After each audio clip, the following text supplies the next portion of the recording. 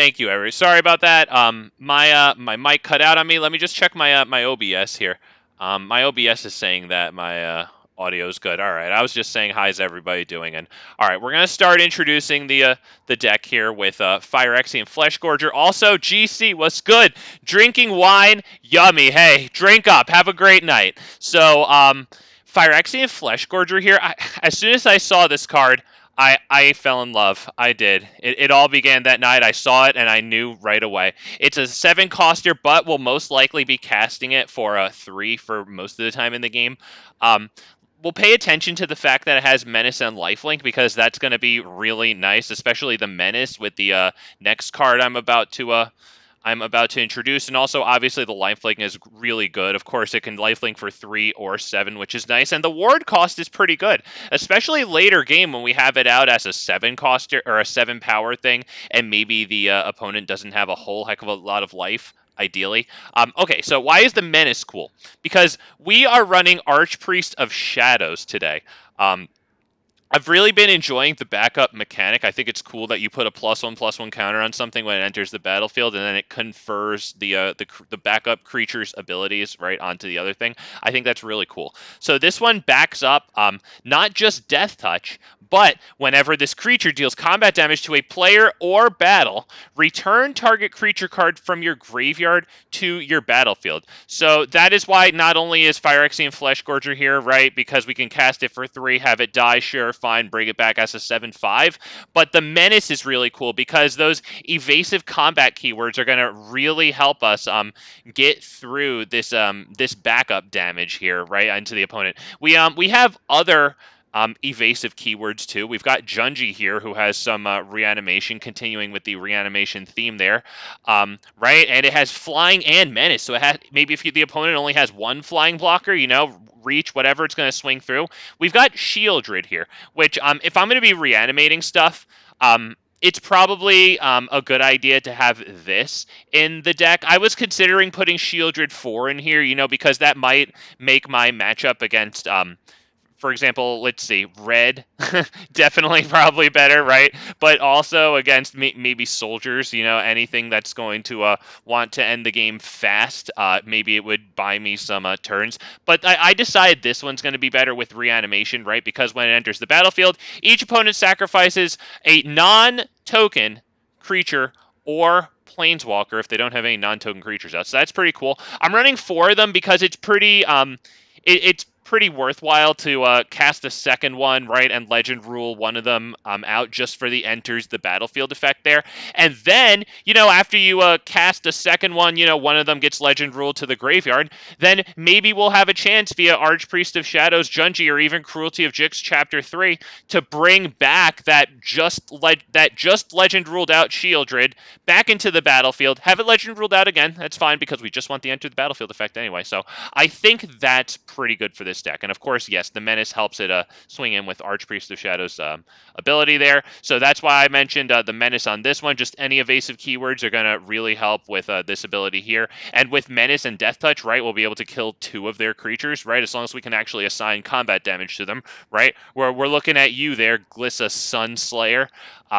But to fuel the deck, let's just talk about the lower end really quick. In terms of card draw, we have Phyrexian Arena here, who was really good, and it made me consider really hard running Sheoldred 4, right, for the 2 life whenever we draw a card, but ultimately I just decided that this one was a whole lot better. I mean, you can really take out the Archfiend of the Dross if you want, like bring them down to whatever the hell you want, really. Run as many Sheoldred 4s as you want.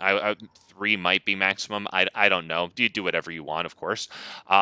But yeah, I decided on Archfiend of the Dross because it does have flying, and this is big fat MTG, you know, so yeah, it's a fat creature, and I like that. We've got Gix here as a one-of for some more card draw as well. Tenacious Underdog, if we blitz it, it has card draw. Where are you? The 4 copies of Evolved Sleeper here will also get us card draw if we're so fortunate to have it on the field long enough to level it up like that. 1 copy of Graveyard Trespasser because I own 1 copy of Graveyard Trespasser, and you know, hey, maybe that 1 life will help us against red. Maybe if we can flip it over and get 2 life, that'll turn the tides against red. We're rounding out the deck with 2 Infernal Grasps, 2 cut down for a little bit of removal. And I also have 3 of this card because it's reanimation as well. You have to use an X value of 5 or greater to get the reanimation, but check this out. Up to one target creature gets -1 or -X until end of turn. Sorry. If X is 5 or more, return a creature card with mana value X or less from your graveyard to the battlefield. So the minimum X value to get reanimation is 5. Coincidentally, we have 5, 5, 5 here. 4 here, although Phyrexian Fleshgorger is, 7, so that's not going to be as easy to get back with this specific reanimation spell, but nevertheless, killing one of their things with this one, right, and then bringing Sheoldred back, which will immediately force them to get another sacrifice, I think that's going to be pretty good. We'll see how it actually goes, and we'll do that right now. Whew! Alright. Thank you guys for joining me. I figured I didn't want to run both Phyrexian Arena and Vraska because then I think that would be control at that point, and I'm trying to make it more fun, you know what I mean, for like, both parties involved. Because whenever I play something, I kind of always think about, like, do I want this in paper, and like, if I want it in paper, then, I don't want to make my opponent miserable, Standard ranked, best of 1. I clicked all the right buttons, right? We're good? Okay.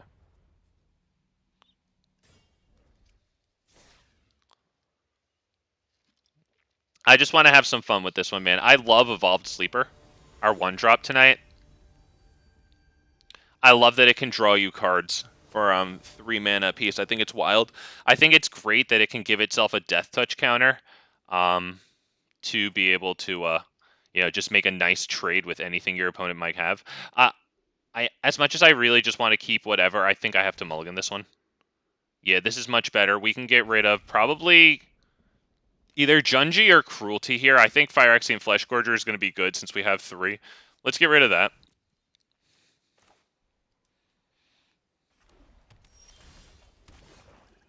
Alright, drop our 1-drop, see if that gets laid down Armsd id.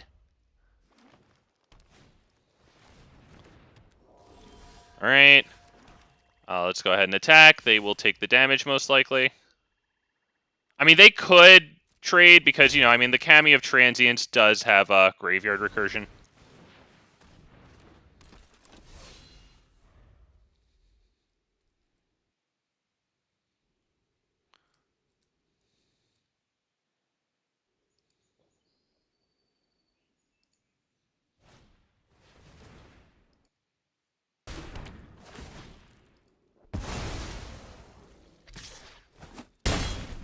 Alright, we get the Tenacious Underdog taken from us.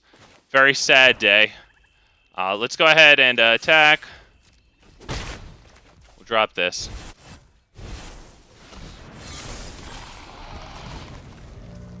Now, their exiles are going to be nice and annoying for us because we want things in the graveyard, right? Junji only reanimates when it dies.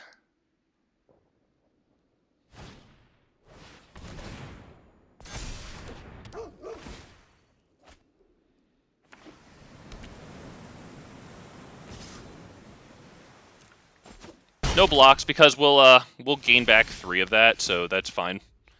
Okay, we have a reanimator now. That's really good.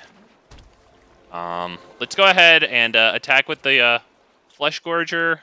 I don't know if I need to attack with this right now. This one, and it would be amazing if we kept that until next turn and drew a land to get this onto the field. Although I wouldn't be reanimating something right away, unless if I could have done that if I had kept Phyrexian Fleshgorger open to block, right, the Cami of Transience, just to get it in the graveyard to then reanimate it next turn with Archfiend of the Dross, or Archpriest of Shadows, sorry, and Archfiend of the Dross. There you go. They're looking pretty good here. That's going to be no blocks, I think. We'll take a fat 10, and that sucks. Wow, Phyrexian Arena, that's not really going to do it. We could probably go ahead and pass the turn, to be honest. Because we're going to need to, I think, get Death Touch on Evolved Sleeper in order to deal with their thing. Yeah, let's pass the turn. I can't spend any mana because I'm going to need 3 to level up Evolved Sleeper twice to get the Death Touch counter. Let's see if they have another Michigo's Reign of Truth. That would probably end it. Evolved Sleeper, I plan to block with it as a 3/3, so we'll have a total of 12 toughness on the field. Although I guess if they had another Michigo's Reign of Truth, that would be obviously a kill. And they would probably just put the original Michigo's Reign of Truth on a Cameo of Transience. Yep, that's nice and annoying.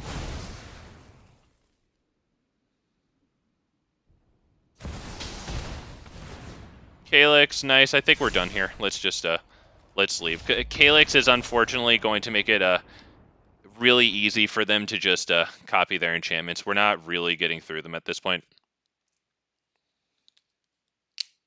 And the enchantment would be Ossification. We don't have main board enchantment removal here. I started putting together a sideboard. There's definitely black enchantment removal. At least the one I saw was also like a discard spell. It has 2 modes and you pick one. One of them is like you can discard a creature, enchantment, or something else from their hand, or else you can like destroy an enchantment with it. We'll take this one.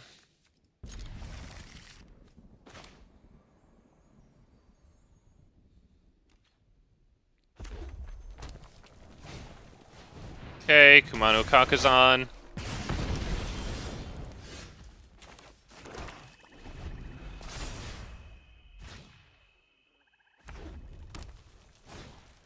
Monastery Swift Spear. Alright. We're gonna have to wait until it attacks. Because I can't have them save it from cut down with a, okay, with a play with fire. I thought that was what was gonna happen. That's why I didn't cut it. That's why I didn't cut it down before it dealt damage. I was sure that they would have a play with fire there.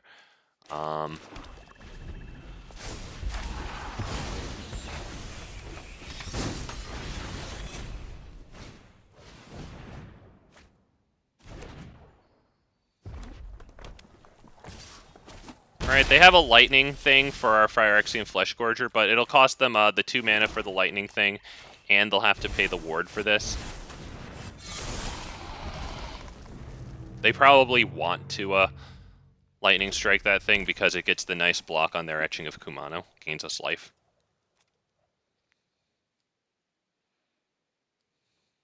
We have Archfiend into Archpriest, which is really good for us.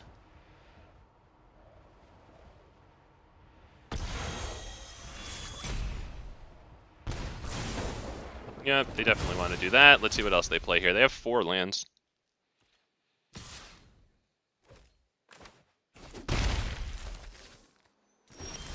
Nothing else, okay. Hopefully that flies in next turn with the Archpriest of Shadows backup ability and, oh, right, this got exiled. Right, shit, alright. Well, still, it's a 6/6 in that case, so it'll be tough for them to burn it down. Guess they're not going that route. Infernal Grasp, when we kill one of their creatures, Archfiend of the Dross has whenever a creature an opponent controls dies, its controller loses 2 life.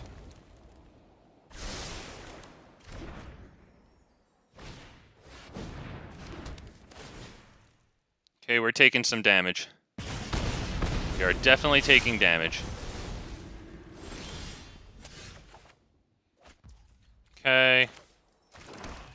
I think we need this one down, because I need to start attacking with the Archfiend.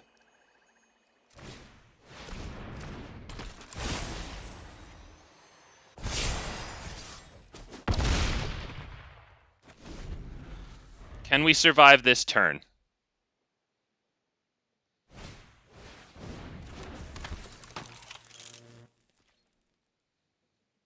Okay, they're probably going to attack with both. We can't block Felden, because that could give them access to a play with fire. We have to block this one. Do they have the play with fire? Lightning Strike. Yep, good game.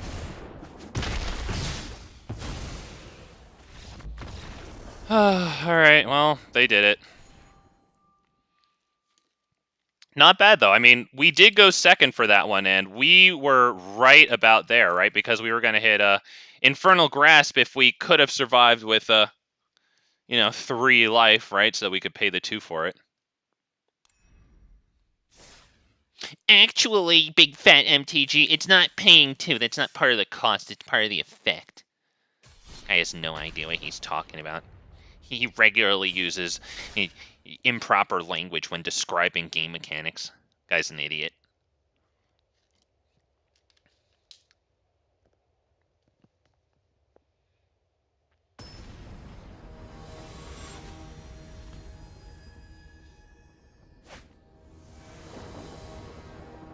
Damn, too bad that the Phyrexian Fleshgorger was exiled there. It would have been really nice to be able to reanimate that with that Archfiend of the Dross swing when it had the +1/+1 counter on it.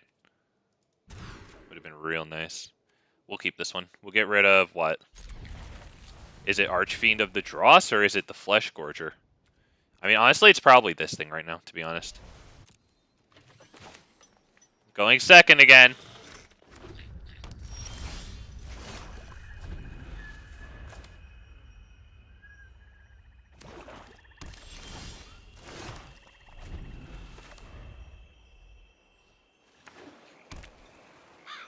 How do you do that all day?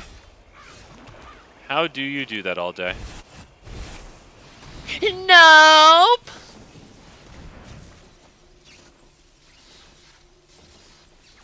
Alright, we had actually resolves, hey. We'll take it. Probably just dies, but at least it has a ward cost. Oh, shocking. It doesn't just die. Alright, we're probably going to drop this one. Feels good. Let's go ahead and attack.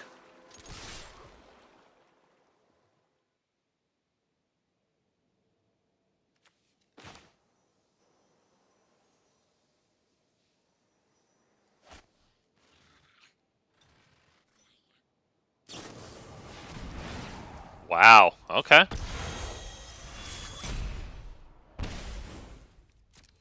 Well, I guess we take the opportunity to resolve this one. We could also do, like, Fleshgorger, Hold Open, Cut Down, but haven't seen a creature yet. They could play Venser, though. I think that's a 1/3, right? Okay, we'll just sit here and ritualistically trade 1 for 1. Okay, well, it would have worked, actually, right? Because we would have had the cut down on... No, they didn't make the 1/1. Okay. Maybe they're anticipating cut down, so they just decided to do that and actually get the card filter. Okay.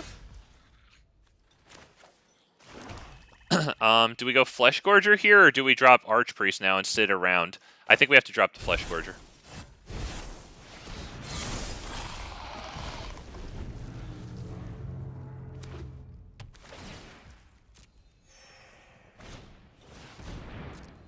Okay.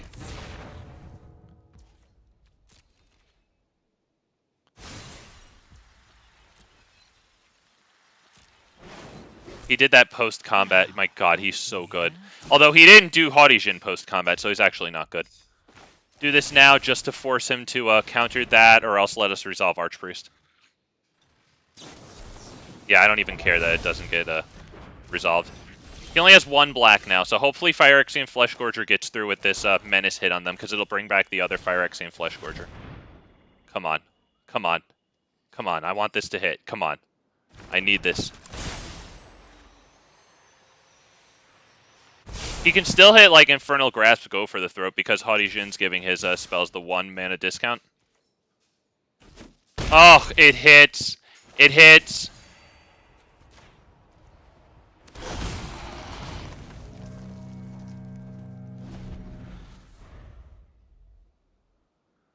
Did he just hit us with, like, a board wipe? We exile it. That sucks. We still have Archfiend of the Dross in the graveyard, though.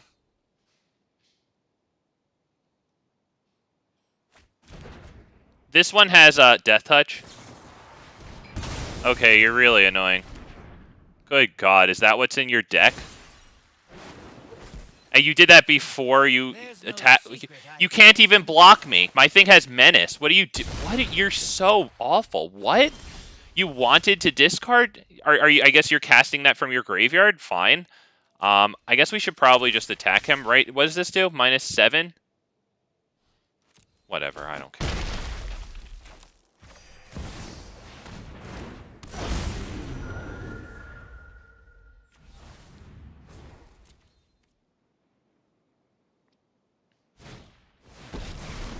Ugh, more.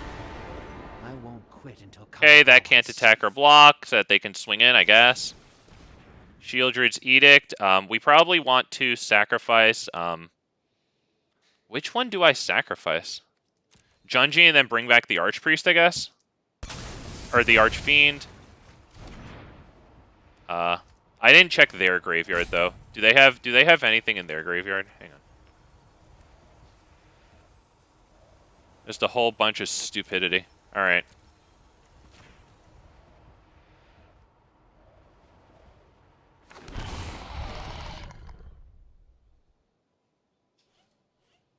Now I guess he can make that so it can't attack or block.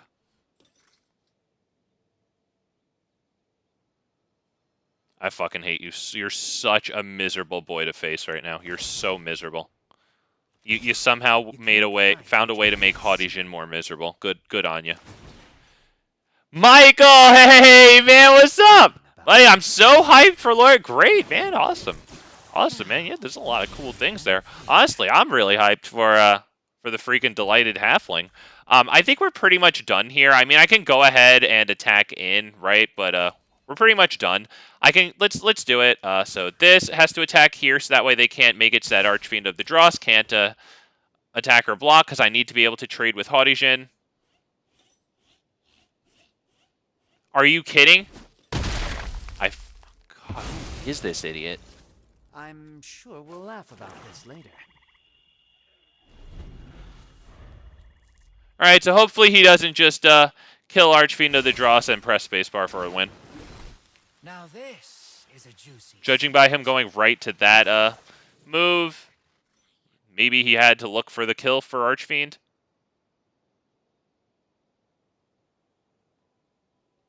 I hate you so. How do you take so many forevers and not have an idea of how to deal with this thing that you've seen like for how many turns now? You saw it once, and then I reanimated it, so you know it. You know it's here. All right. Yep. There he goes. That's it. There you go. There you go. All right. He did it. He did it. Woo! All right. All right. Very good. Very good. We got through there. Yeah, that second Kaito was a little annoying to deal with there. Not too annoying. We got rid of it, but unfortunately, we couldn't deal with the Haughty Jin there. It would have been nice if we drew Sheoldred to force him to sacrifice either the non-token creature or a Planeswalker. Didn't happen, but I am running 4 of those because it's fine to legend rule it, and to be honest, in this deck, it could be welcome. Right, if we can legend rule one of the Sheoldreds into the graveyard and then reanimate it again just to get multiple enter the battlefields, you know.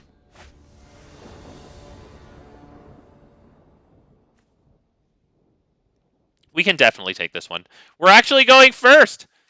Hell yeah, we got our 25% going first ratio. We're doing it, you guys. We went first. I have to spacebar everything here. This is an X spell. It's an instant, and X can be 0. We'll go ahead and pass the turn.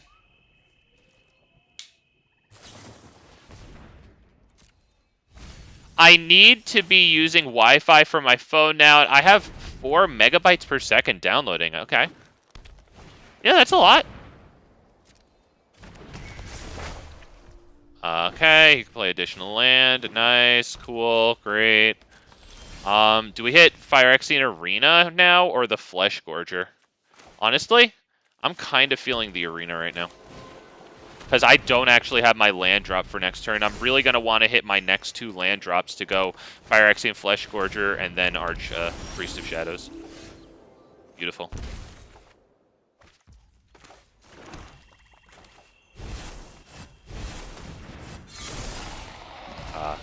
Next. I mean, I guess we don't really need to go into Archpriest of Shadows because I don't actually have anything to bring back. Vorinclex. Well, that's pretty good.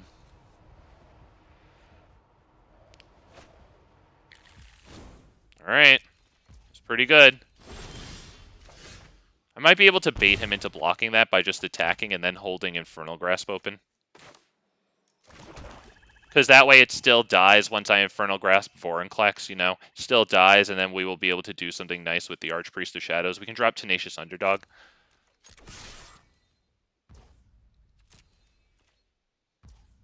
Oh, he doesn't even do it. Alright, fair enough. Let's drop this and pass the turn. I was hoping I wouldn't have to keep it to block. We should probably do this right now, I think. That'd be all. End turn.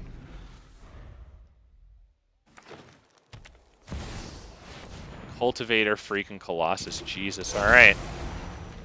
Well, that might get a little big.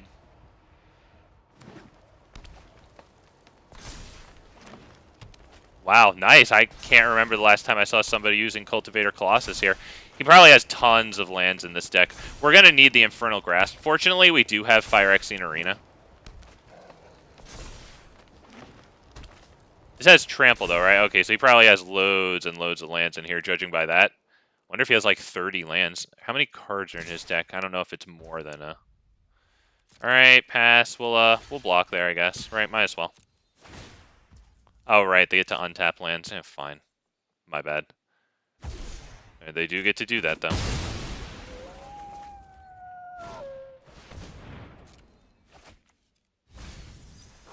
Wow. A lot of lands in here. Wow.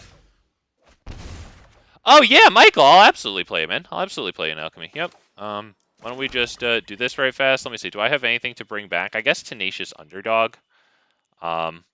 We probably should drop this, though, right? This is going to attack in. It's going to get us some lifelink, which we will need because Cultivator Colossus is really big. We'll just bring back Tenacious Underdog right now. That'd be end turn. Archpriest of Shadows does have Death Touch.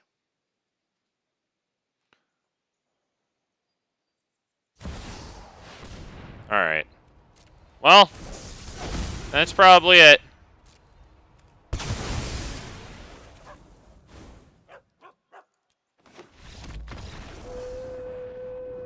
Oh, sorry, I thought you meant play a game of Alchemy with you? Oh, no, I'm not going to play that shit. Sorry, no offense if you like it. That sounds pretty offensive, but yeah, I'm not going to sit there and... I mean, unless if I find out that the meta is good, but I'm going to be real. I was watching some Alchemy on the pre-release, and all I could think of was, how could you even more effectively get me to stay away from Alchemy than this pre-release event? Turn 4 infinite combo. If you don't have the interaction right there, there's nothing you can do to nothing you can do. Because it wins right there. It doesn't like set them up for the win in a turn, you know. Wow. Ah, man. Man.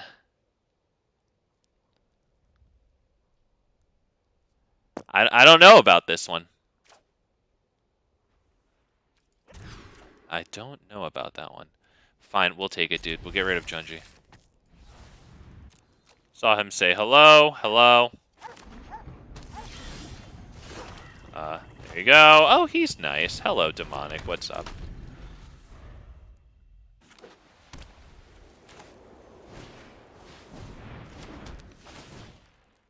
Yeah, a lot of people like Alchemy. It's no problem. I have my reasons for resenting it, but, like, you know, I recognize that a lot of people like it. It's just because I'm, like, an older school, you know, like, paper player. I mean, add to it the fact that they do seem to be pushing it a little too much. Even, like, you know, in the main menu, how whenever you queue up to play a game, it always just accidentally defaults to Alchemy. Well, like, you know, I never don't say that, you know, people seem to have fun with it, so obviously have a good time. Let's do this. Let's go ahead and attack with that one, I think. I'll keep Tenacious Underdog open to block the Monastery Mentor. We don't need to... do anything with that 2 mana, so we might as well pump that up. If I had Infernal Grasp, I probably would have killed the Mentor there. That's a great card. I'm going to be opening up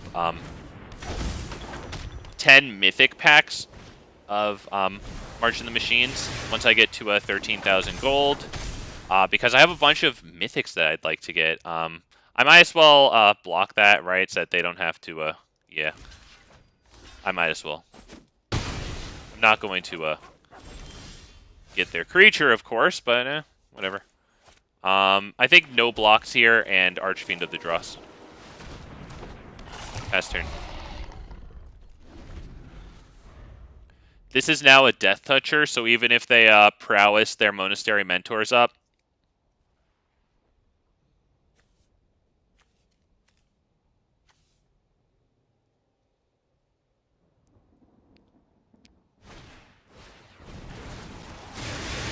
Wow, Jesus, dude.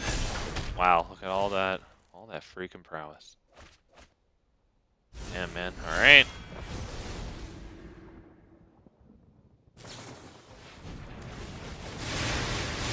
Wow. Well, looks like they can probably attack those battles. They'll lose a Monastery Mentor, but they'll flip their battles. We really need the land draw here. I guess I could drop another Archfiend of the Dross. It wouldn't be the worst thing in the world. He can flip over both of his battles by attacking with all of his creatures, right? Just send the 2 token creatures at one battle and the 2 non-tokens at another, I guess. Or, no. 1 token, 1 non-token at each, and then he's probably good.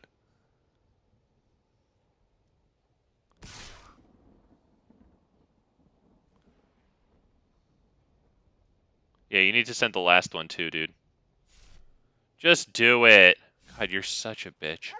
You're such a bitch. Oh, okay, you're figuring... Okay, you're still gonna attack. Good boy. You're such a bitch. Just absolute bitch. I think we have to attack because this thing is on a timer. Play the other one.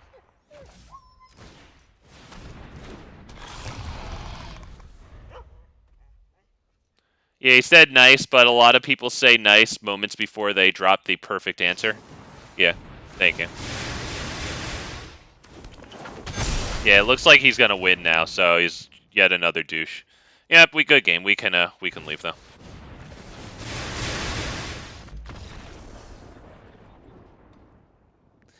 Like clockwork, man. He said nice. Turns out he has exactly the answer for the game. Okay.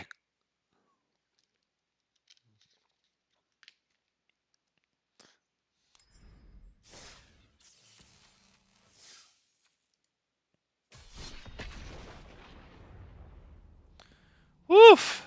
Damn, man.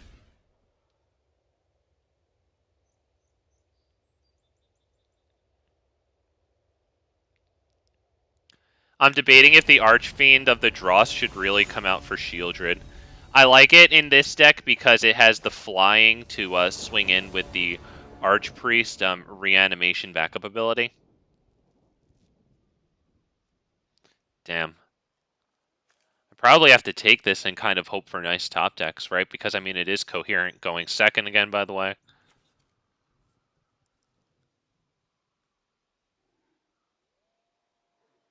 I really like this Archpriest of Shadows. Really, really like it.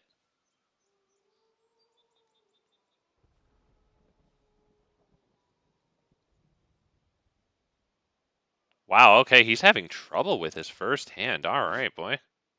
Got nice vampire sleeves, I like that. I like Olivia's attendants or something there. It's pretty freaking cool.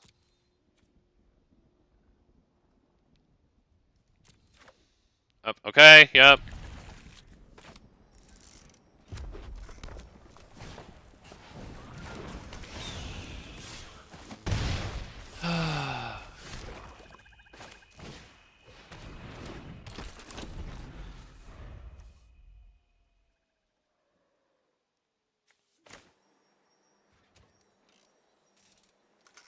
Jesus, dude. I think he's busy.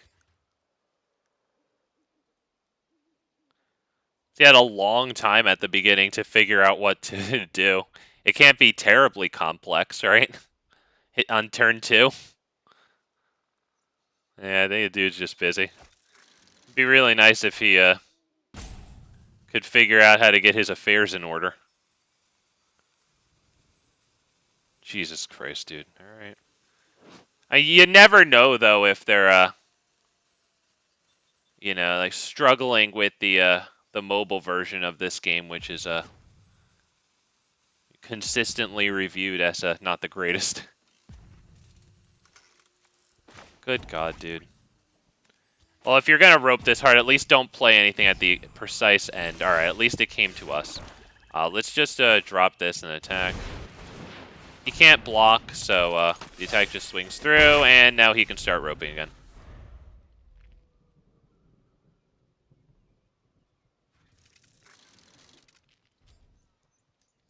I finally got a victory. It was against a guy who didn't show up. He's probably going to show up after skipping his second turn and still kick my ass. It's okay. I wonder if Black Sun's Twilight should come out of this one, but I don't know what for, though. Okay, Strangle on the Underdog. Nice. Oh, wow. There's a 4th mana. That's pretty good. So at this point, we can probably attack with Evolved Sleeper and put 3 mana into it, I think is good. Makes it so that they have to invest a Lightning Strike instead of a Play with Fire. So I'm okay with that. Next turn, Archfiend of the Dross is going to be pretty good at 6 toughness. Bro, you know, it's okay to concede if you thought that you were going to be able to play a game and it turns out like maybe your kids like started crying or something. It's really okay to concede. Like it's all right, buddy, you know. We have to consult the records though, because it's entirely possible that this is the longest game against mono red for possibly the whole century. Like, what are you doing? You just had some game input.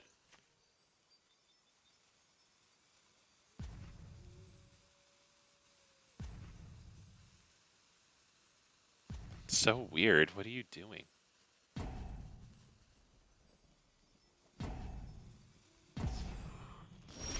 Yeah, there he is. He tried to time it, so then now he concedes. What an asswipe. What? That's what got you to concede? The fact that you couldn't make your input at the very end of the rope? Not that you were constantly roping, but rather that you tried to time it so that you would be back right at the end of the rope, you missed it, and then you conceded? So you didn't even do the decent thing because it was the decent thing to do? You did the decent thing accidentally? Because you actually screwed up trying to keep me on hold?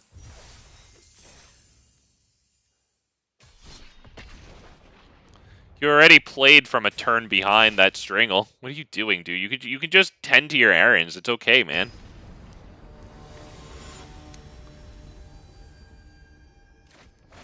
I know, man. Babies cry.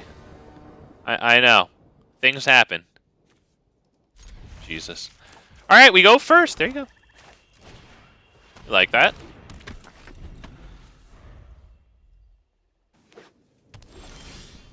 Okay, I feel pretty good about Tenacious Underdog here.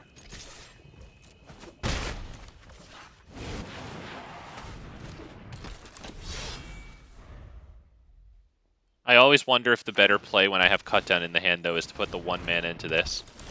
It might have been the better play. Let's go ahead and attack, see what he does. Just with this one, I think. Yeah, just with that one. Alright, we'll do 1.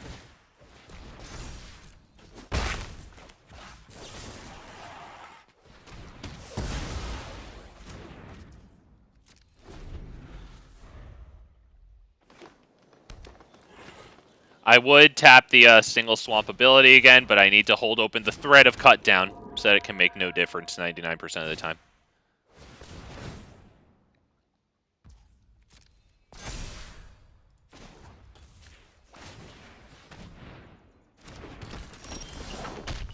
Okay, that's pretty good.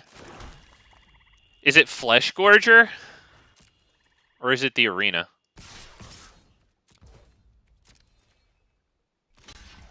Okay, yeah, we absolutely take that one. Yep, all day. I think it's Arena. Because if they can't deal with that Arena, that's actually going to be really nice for us because they like to run all the ossifications and stuff.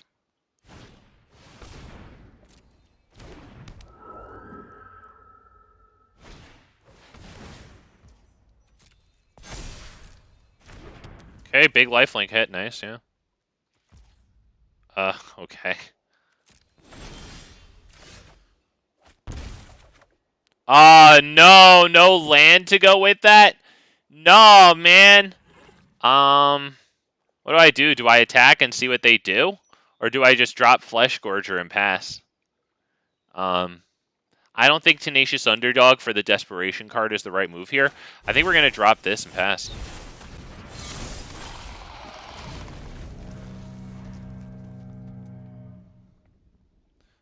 Really hoping for Sheoldred plus land there. Obviously, that would be perfect, but really want to drop the Sheoldred.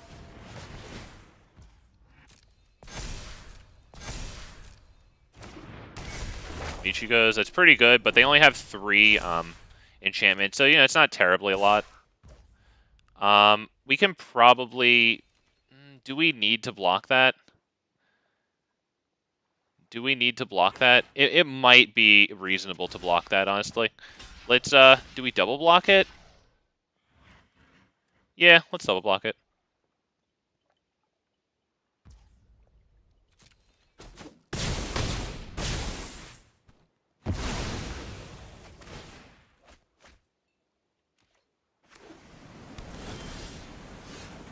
Alright, beautiful. Beautiful. So I think that's Sheoldred.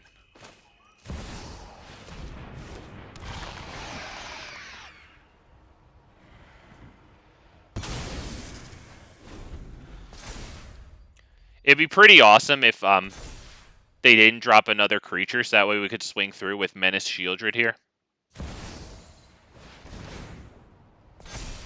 Well, okay, well, if they attack with the Cameo of Transience, I'll be okay with that then.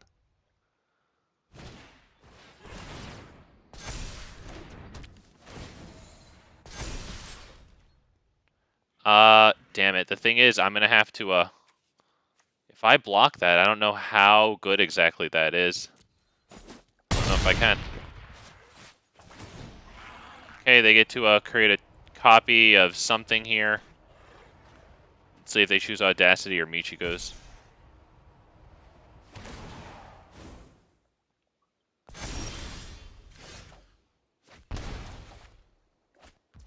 Alright, I would say, damn it, you know, it's really too bad that we can't cast this for X equals 5. Damn it, because then we would be able to kill Calyx and bring this back in one swoop. That actually really sucks, but we can still do this, which isn't the worst thing in the world.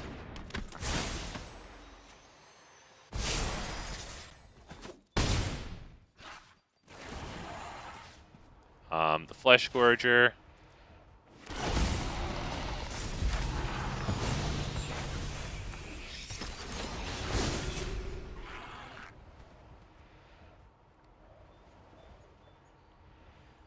We really needed to be able to go Black Sun's Twilight on Calyx before it got too big with those +1/+1 counters.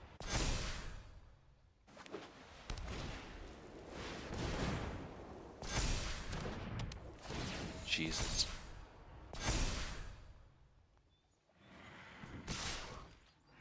Alright, well, let's see. Let's take 8 damage from that, but then we gain 7 from this. It has Trample, but I think we're going to be good there, so let's, yeah, I think we're good there.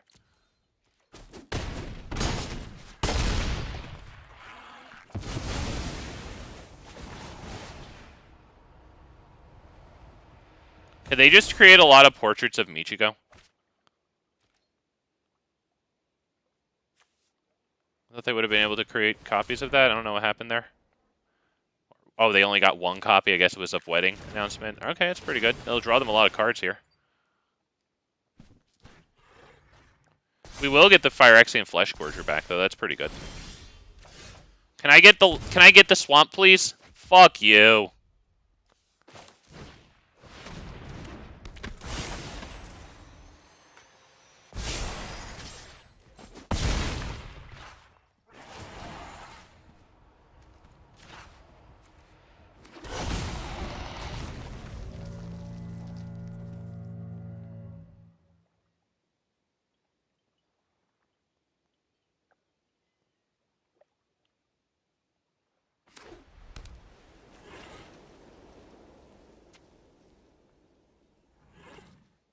We can flip Sheoldred if they have 8 or more cards in their graveyard, I think it is. Ichigo's is pretty good. They do have 1, 2, 3, 4, now 5 enchantments. That is going to be big. But if it's not trampling, then I can just block it with the 4/4.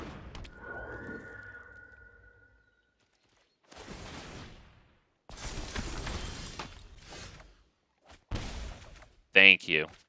Thank goodness gracious. All right, so I think we want to attack him with the Fleshgorger, have them block it, right, and then decide what we want to do. So let's attack with that. See what they want to do. They could just take it. You never know. I think they'll just chump it.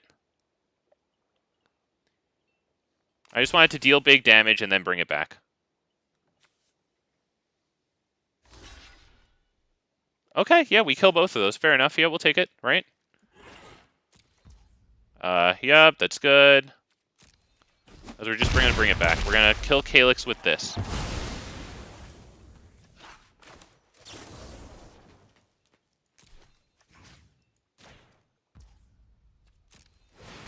Oh, shit, I won't be able to bring it back. You know what? Fine. Bringing back another Archpriest really isn't the worst thing in the world. Put its +1/+1 counters on this. Doesn't really matter. My bad. Right. Ah, damn it. That has a prototype cost of 3. It costs actually 7. All right. I would have needed to have done this for 7.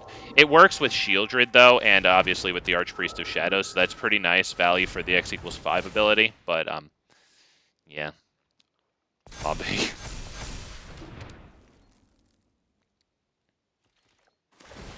How many cards are in their graveyard? 9. We could flip over Sheoldred. Is that what we want to do? I can cast this one right now if I really want to.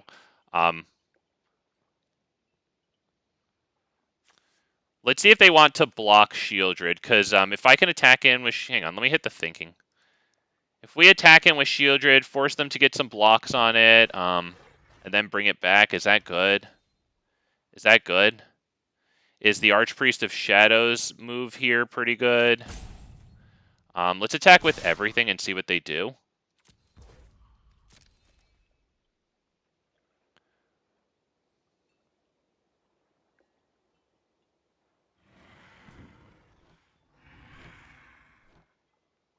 At the very least, they need to block Sheoldred.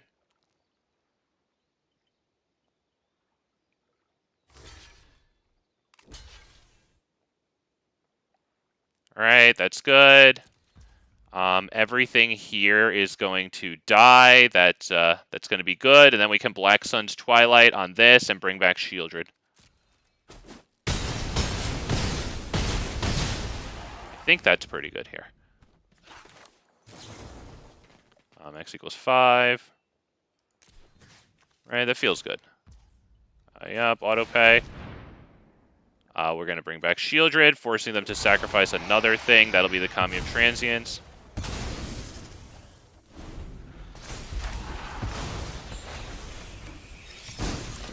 I mean, let's see. All they need is, like, a Michiko's Reign of Truth. Alright, it's combat, though.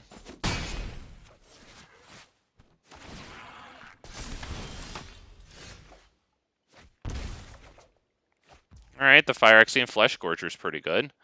I don't know if I can flip this over, because that costs 5, and then I probably need to get a Fleshgorger on the field, right? Did I use that yet? I might want to consider keeping that for Archpriest reasons, because we're only running 3. So let's see if, you know, we probably shouldn't attack. Let's just drop this and pass. That would be probably next. No attacks. Might need the blocker.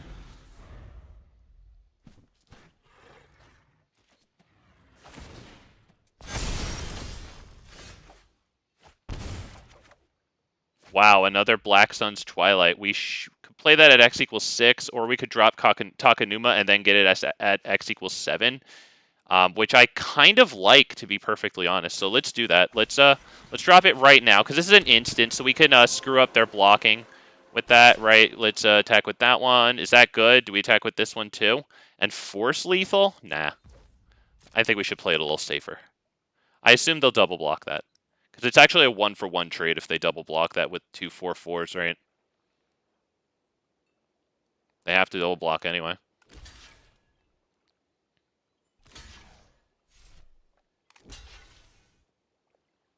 And not blocking with a third one. Alright, well, we probably want to use Black Sun's Twilight and go get the other one now, right? And then that one survives. So, x equals 7. 1, 2... Yeah, on that one. So that way my boy lives.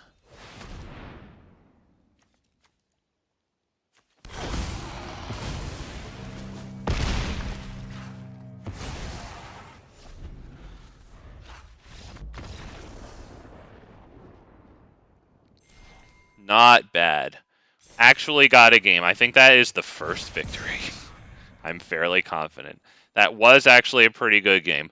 At least once we got Calyx out of here being unreasonable, it was actually a pretty good game from both sides.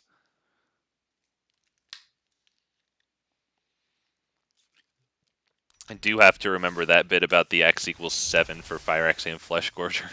Thought I was going to be able to bring it back at x with the x equals 5.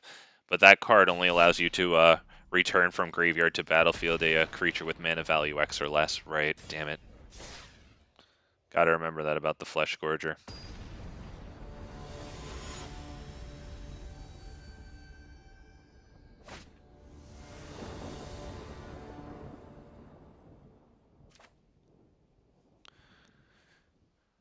Fine, I guess. We have Evolved Sleeper, we have Cut Down.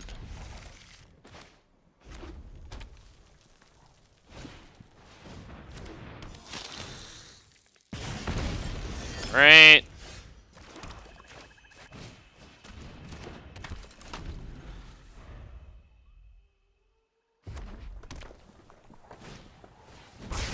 Oh wow, not bad, not bad. It's gonna be past turn.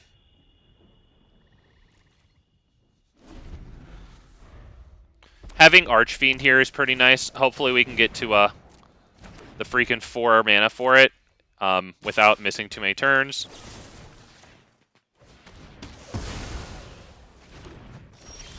Wow, beautiful. Alright, pass.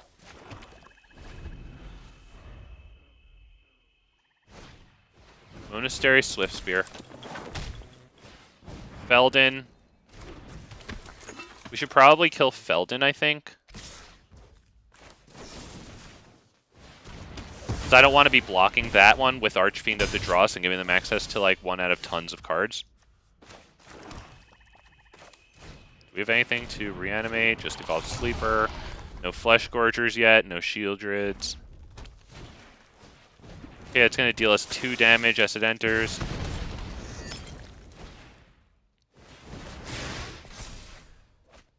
Two mountains. Oof, not what he wanted.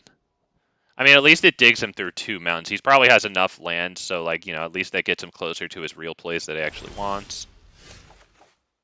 Another Archfiend. Wow.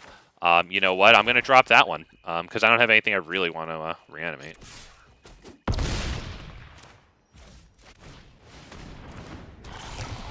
Right, and at 6 toughness, maybe it stands more of a chance than this thing, which can die to a lightning strike now that they have mechanized warfare.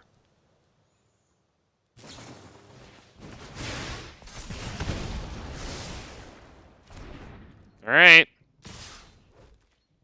They take 2 damage from this. Or, well, they lose 2 life. So that gives us lethal damage.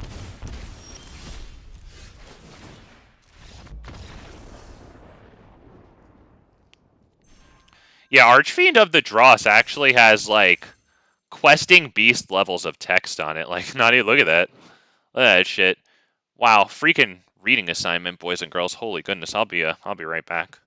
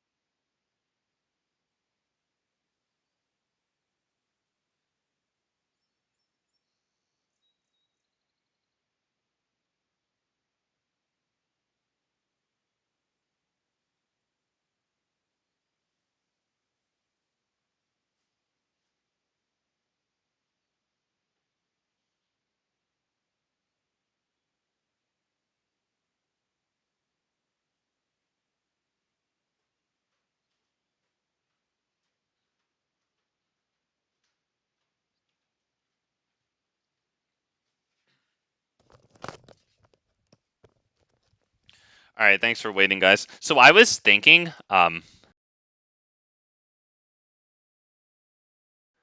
during today, I think it might be interesting to test Sheoldred the Apocalypse in this deck. I think it should probably go in place of Archfiend of the Dross. I just think that the plainly named Sheoldred is just too good given the reanimation strategy, and the fact that X equals 5 Black Sun's Twilight reanimates it. I think that might be too good to mess with. I think I can take out like 3 or 4 Archfiends of the Dross and put in Sheoldred. Having one might not be the worst thing in the world because it really does have the evasiveness to carry an Archpriest of Shadows backup ability in. Yeah, sure, we can keep this, right? Oh, we're up against Land Pass. The good news going up against Land Pass is if Tenacious Underdog gets countered and goes to the graveyard, as long as they don't syncopate it and thereby exile it, we can just keep on casting it once we have the 4 mana. Alright, it doesn't get countered. Good.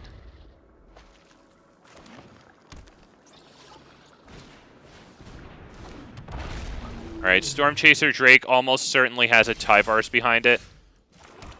We are going to kill that, though.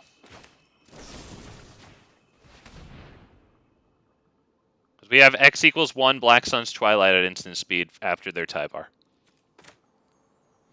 Pretty dead obvious, so we'll just sit here and wait for a second.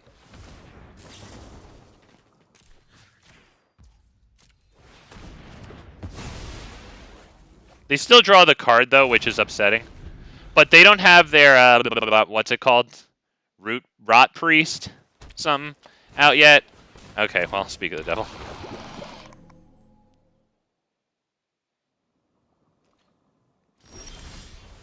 We should probably try Tenacious Underdog before Archfiend. Test the waters, see how that goes.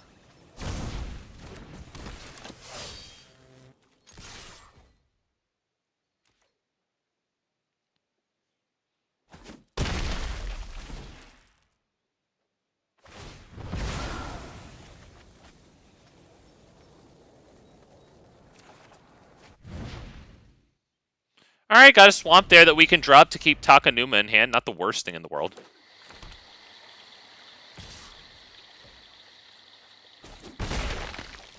Alright. Does that resolve?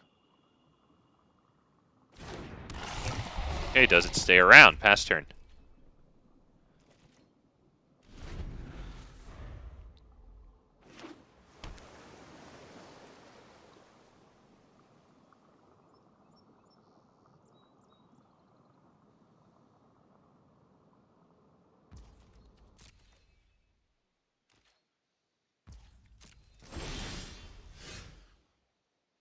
All right, let's see what's gonna happen here. Let's see if it actually swings through or if it gets phased out, because that's something interesting that they can do. Given that Archfiend of the Dross, when it loses those oil counters, will it'll lose us the game. Let's maybe, do we start by attacking, or do I want Tenacious Underdog in there too? I think we want Tenacious Underdog in there too. Right, because that's 9 damage here, so that's a 2-turn clock. Someone's breaking in! Hey, what's good, man? Yo, bro, back at you. Nice to have you back here, man. Hope I'm well. I'm doing well. Hey, man, thank you. Yeah, I put together a black deck here that I hope is kind of fun to play. We'll see how that goes. All right, they phased that out. That's not good. We can't have that lose all its oil counters, or else we lose the game. They are low on cards, though, so I feel good about getting rid of this thing, which draws them cards, right?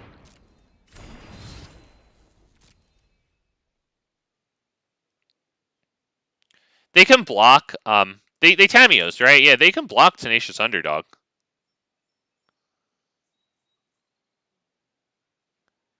Okay. We'll wait a second. All right, there he is. There he is. Yep, you got it. You can do it. Hey, good job. This has hexproof, so sadly I can't target it. I think we can drop one of our Takenumas at this point and hit the other underdog.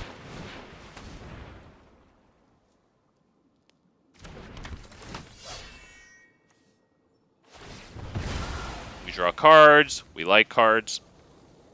Matter of fact, we freaking love them.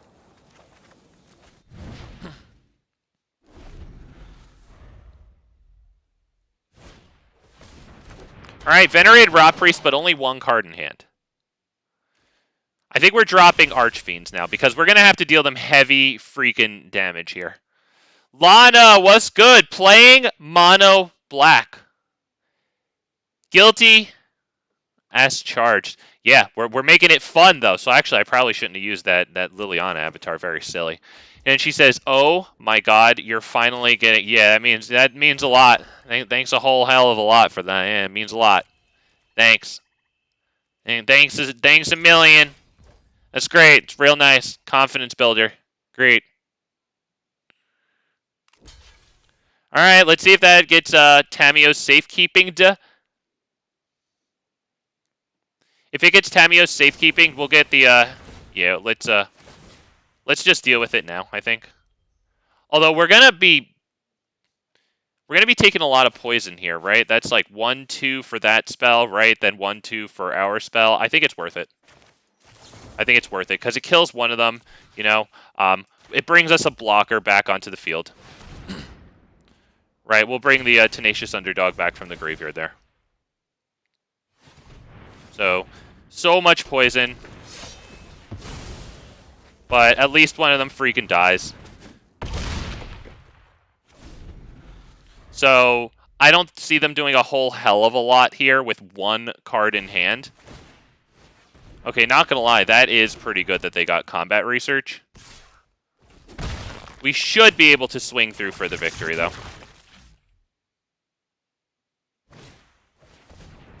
There you go.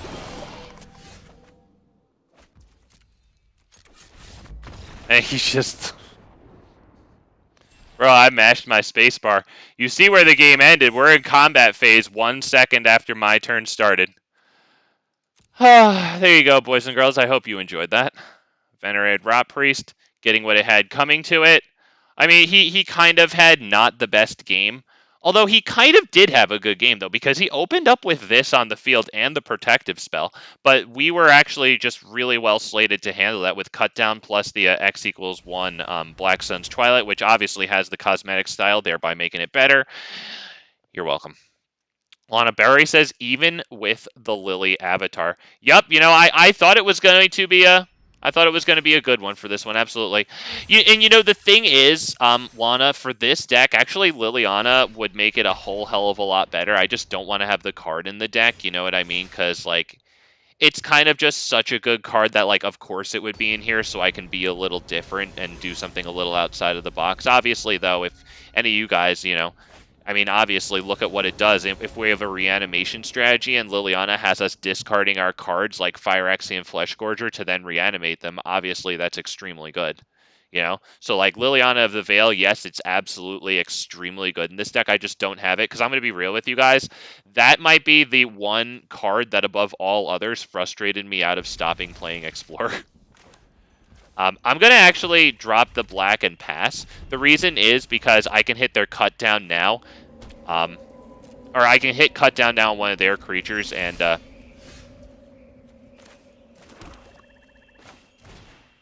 if I don't do that, then what I can do here is make Evolved Sleeper 2 power the turn it gets onto the field, which could get it around end the festivities, and maybe nothing else considering we're up against Rakdos. Someone's breaking in, says, I'm glad you smashed the toxic deck.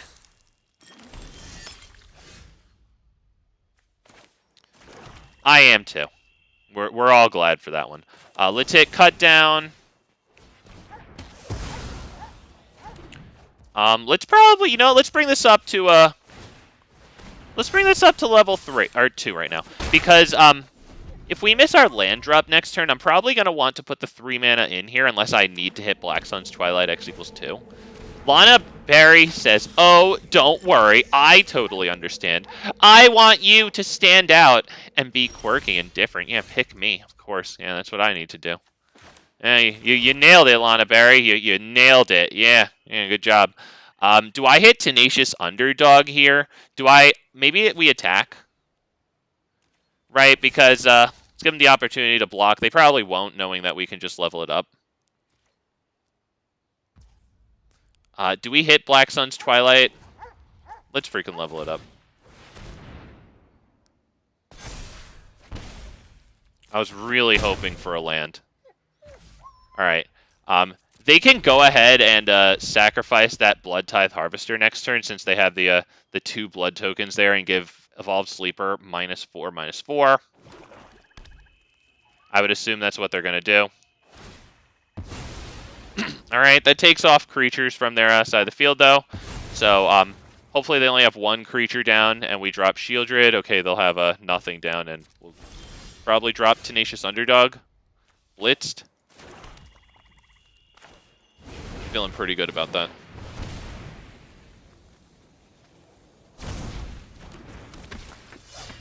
Alright, hopefully it doesn't get exiled, because when it dies, we draw a card.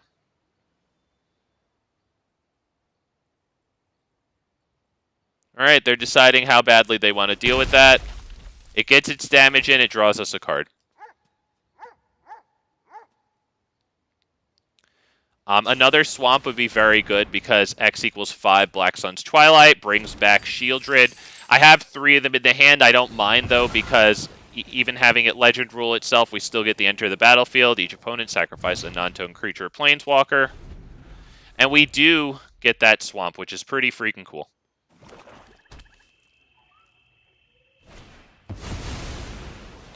Alright, not gonna lie, I hope that they get this from us, because this is actually pretty cool, like, because it's a little bit of protection against the tally, right? Because X equals 0 does nothing. What did they get there? Tenacious Underdog, not the greatest thing in the world. What'd they get from themselves? What? Oh, they got Go for the Throat from themselves. Okay, I was like, what? Alright, well, they'll probably just sacrifice Tenacious Underdog. So that's honestly fine. Let's just do it. I can't see a world where they sacrifice the 7/7, obviously, so.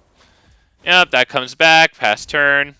We don't mind blocking a tally with the Shieldred, I guess.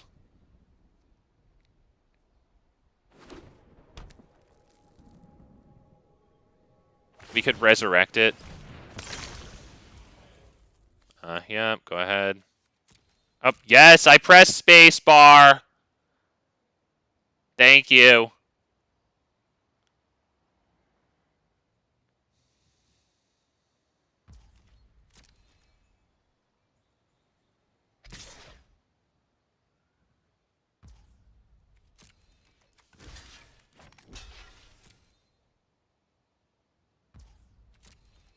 I think we'll just cast another Shieldred. Hopefully I don't put another creature out, so that way I can force them to sacrifice a tally.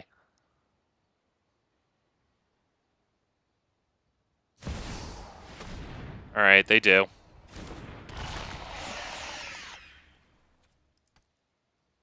We're going to kill Shieldred with this, and then we're going to bring back our Shieldred and force them to sack a tally, which is actually cool, and that's going to all be done before we draw the card.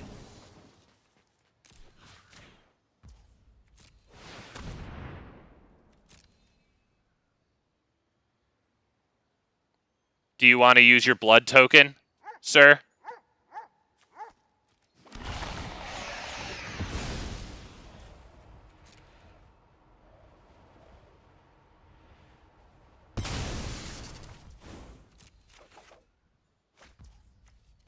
Yes, main phase. Jesus. All right, pass turn. Not terrible. They're pretty awesome and fortunate that they brought in something with 5 toughness. So they could, like, pretty much maximize the value on that play. That was very fortunate for us.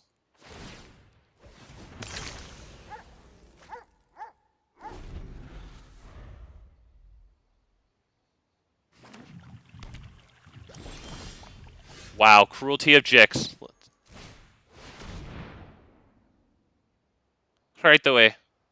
Oh, what do they have, though? I mean, if they're not casting another Atali, like, what the hell do they have? I guess I could have gone straight to Chapter 3 and gotten their Atali. Okay, yeah, we don't get anything. Whatever. Let's just drop this and attack.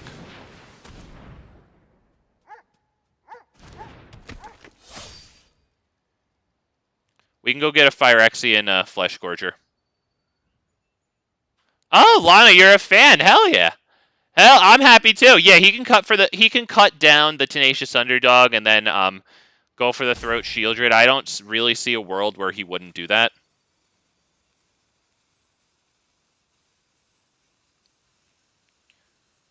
I love making people sacrifice their things. Oh yeah, that would explain your Ayara deck. Nom nom nom nom. My creatures now. Nom nom nom nom nom. Wow.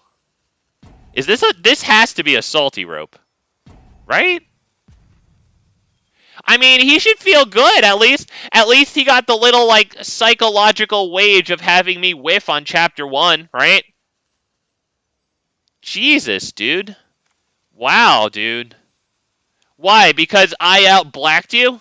Because you got blacked? Is that why? Is that why you're mad at me? Because I blacked you? In front of his girl, too. So he lost his stature. Now she won't, Oh, look. Oh, no, look. I just noticed the Tally cosmetic style, Bloodtithe Harvester cosmetic style.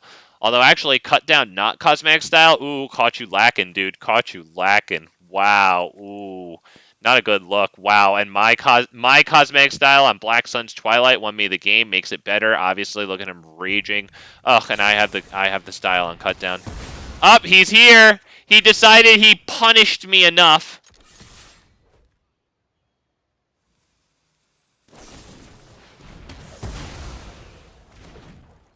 I'm not gonna lie, Lana. I might be belying myself as a boomer, but I don't get it. That's nice that he has tokens, but at least Shieldred forces him to sacrifice non-tokens, which is pretty cool.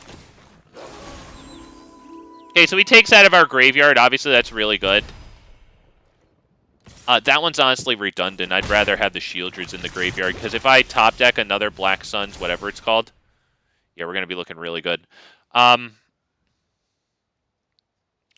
It's going to be Phyrexian Fleshgorger, I think.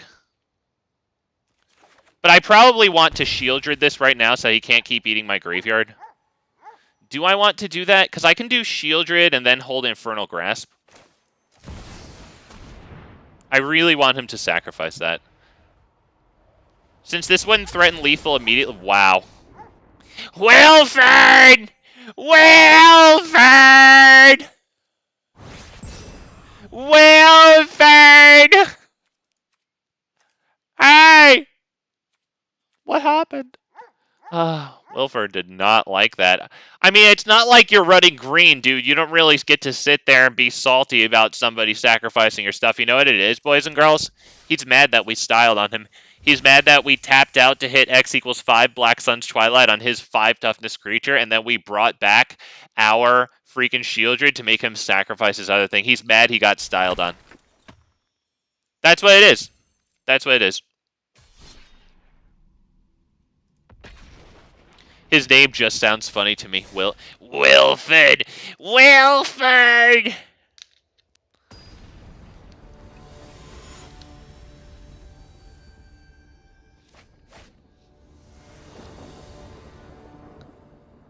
Wilford!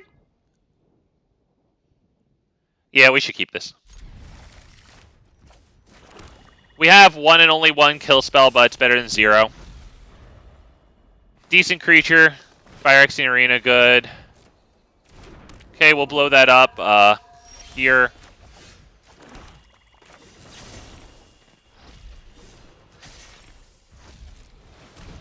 A lot of clicking. And then a spacebar at the end to confirm. That's a really nice land. That too. Guy's doing pretty well here. Nice, not gonna lie. I like this guy. What an honor for him to have me say that, huh? The Graveyard Trespasser might be kind of nice to protect because it enters the battlefield and exiles Kami of Transience from their graveyard in an ideal world, which could definitely happen.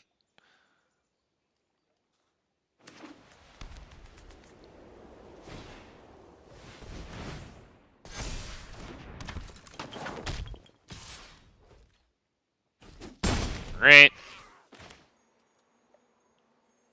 Wilford! Alright. Got the 5th land there. That's huge. That's bigly. I like this.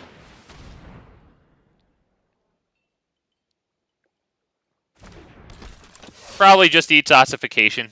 Freaking whatever.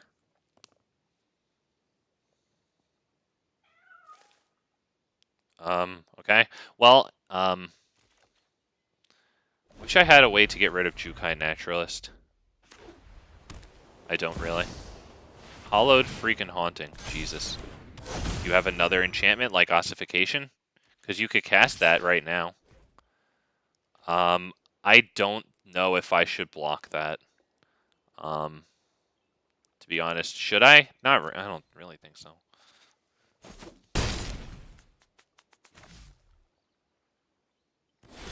Alright. Cards, please. Thank you. Okay, not bad, not bad. I think we can kill this and then Graveyard Trespasser it out of here. I'm kind of feeling good about that.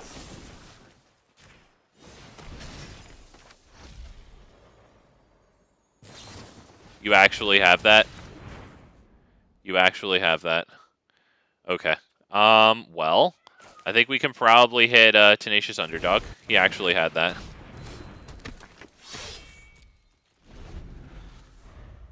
Whatever, now we can hit Cameo Transients with a double block, maybe. Guy is playing green. Ugh. Terrible color. Oh my god. How could you play green when there's colors like black? I'll never get it.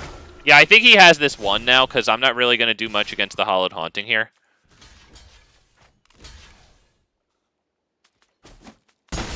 Unfortunately, that Surge of Salvation royally screwed me up. So that was well done.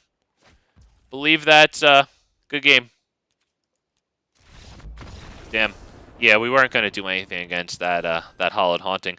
I love seeing this deck in action with no Calyx, though. I really do. I'll probably be running this at some point, too. If you guys haven't seen me play it, you're in for a treat! No, but, you know, I have the Selesnya Enchantments deck put together. It uses, Catilda, right? I think that's the Dawnheart Martyr one, right? The one with, like, power and toughness, each equal to the number of, like, enchantments plus spirits that you control. Has the backside, that's an enchantment, too. I like that. I run it with Weaver of Harmony. I'm not sure if it's the best, but, like, I don't know. I like it.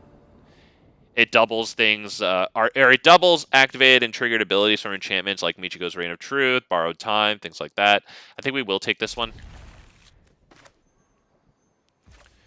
Only because Evolved Sleeper is making an otherwise unkeepable hand keepable. I really like cards like this that are a mana sink. I really hope Dinosaur Tribal specifically gets something like that. I want to use the other swamp just to do the ability again so it stops bugging me, but I probably should keep open the threat of a cut down. Alright, Kumano, anything else? Looks like it. Wow, okay. 2 Kumanos, Jesus. Alright. Alright, hey, there you go. We needed that. That's huge. We like that. Whole hell of a lot. That. Swing. Okay. So now his next creature is going to enter with freaking 2 +1/+1 counters. That's pretty awesome. We got... Wow, Reckless Stormseeker, and then it gives itself haste. But, good news, Archfiend of the Dross is about to enter. Wow, not bad, dude. Not bad. Not bad. Okay. Swamp would have been alright there, too. Next turn, if I have to, I don't want to, but we can tap Takenuma, bring in the other one, right? No attacks.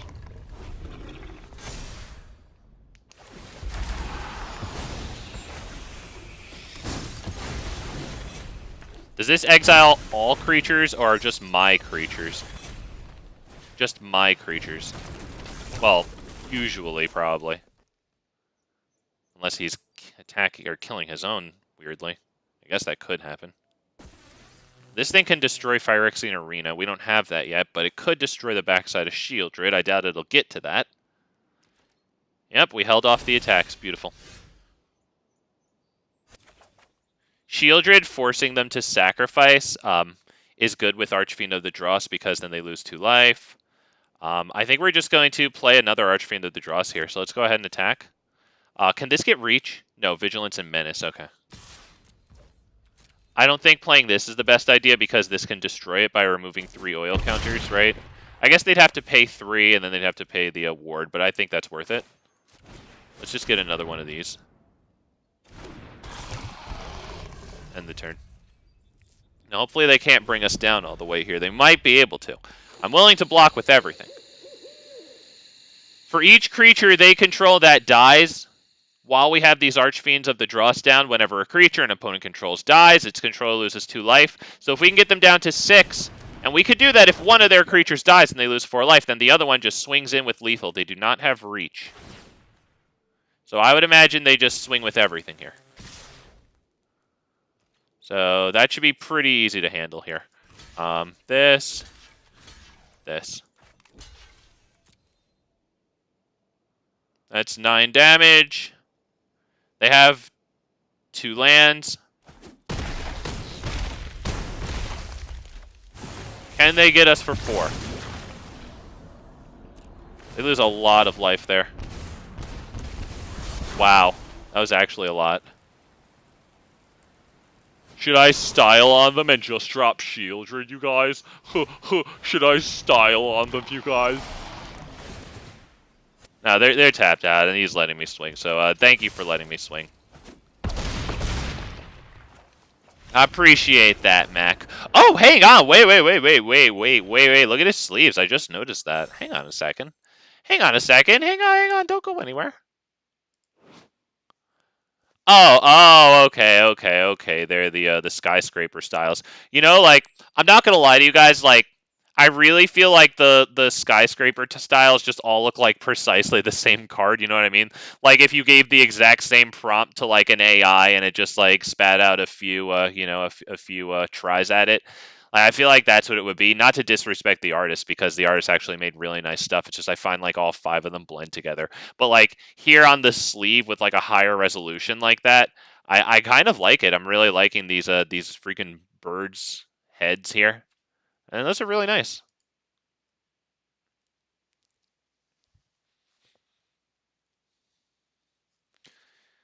Dude was playing green, though. I don't know. Maybe he bumped his head, you know what I mean? off his meds or something. It could be all sorts of things, you know what I mean? It could be some type of nutrient deficiency, right? I think psychosis. It maybe just generally makes bad decisions. I don't know. It's just weird that somebody's playing green. I kind of agree with Lana Berry there. Probably the first and last time I'll ever say that, but she has a point. Why are you playing green? There's only one color, and it's black. I'm gonna have to keep this. I'm the guy starting the game by ritualistically trading 1 for 1. Oh shoot, right, I have to pass every single priority shift. Okay, fine. Oh, I don't get to nope you with my cut down? No! Don't drop an island. Armored Scrap Gorger, one of my favorites. Nope! Oh, you hear me, guys? I'm so cool. God. I said nope. Oh, God. Alright, I just... Poor guy, he has to sit here and face me, the black player. Sorry. I really wanted to put Shakedown Heavy in this deck, but considering, like, a lot of our reanimation comes from... Right.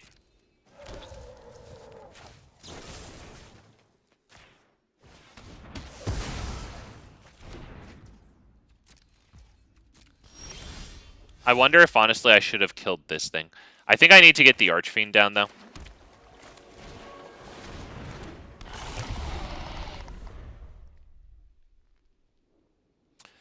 We can play Evolved Sleeper and then get it up to level 2 for 4 mana.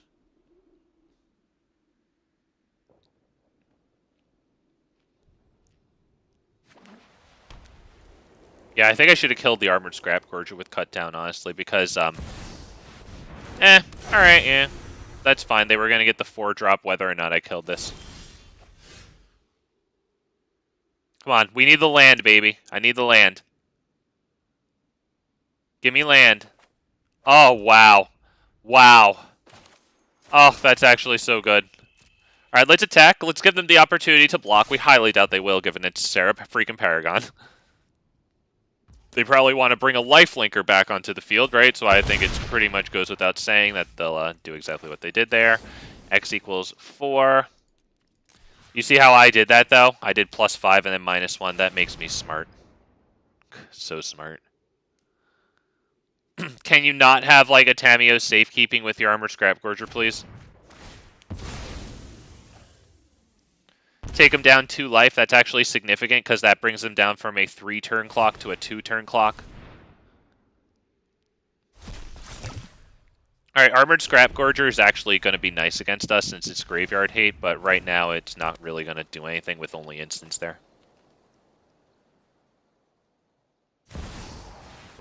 Another one! Well, I mean, I have another one. Poor guy. 1, 2, 3, and then this will be a 4th removal.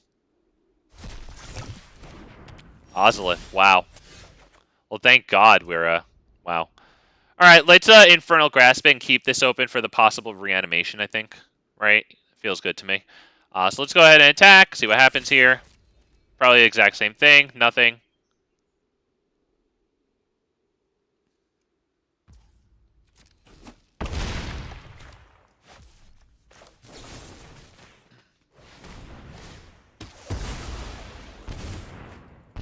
Since I won't be able to kill Armored Scrap Gorger with X equals 2, let's just do this.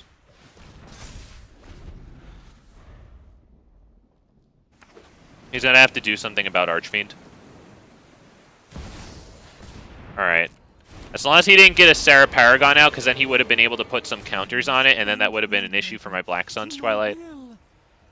Nature has not abandoned me.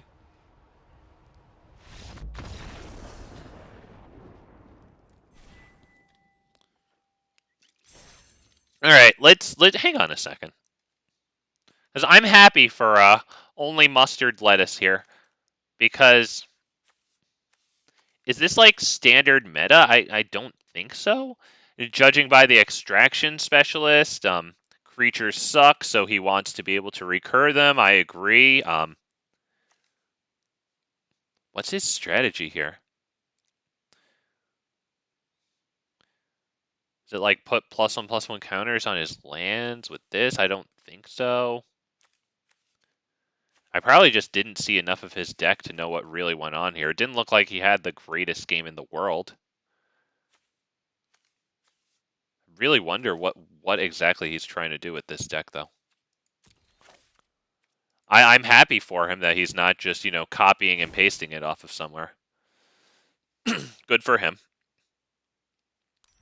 I mean, there's really nothing wrong with just copying and pasting decks. The fact that it's so prevalent might be a little wrong, per se, but there's obviously nothing wrong with, not wanting to sit there and repeatedly tax your mental energy, tax your time, which you might not have with Magic the Gathering deck building, and then put all that time and energy and sweat into it, and then just take it out onto the ladder and get absolutely slaughtered. I understand that, I just wish that it was as easy to find, like, deck building how-to resources as it is to just copy and paste, which I guess maybe will never happen. I can probably keep this hand.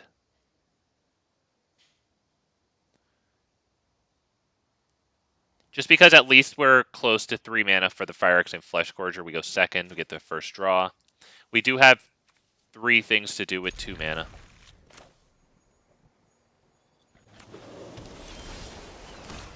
We get the third, that's good. Looks like we're up against soldiers. Alright.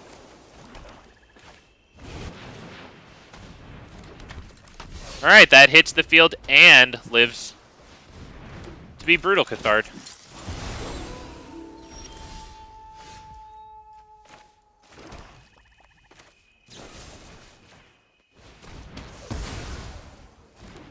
I wasn't sure if I wanted to do Fleshgorger or bring back the Underdog. Wasn't sure. Alright. Let's go ahead and attack.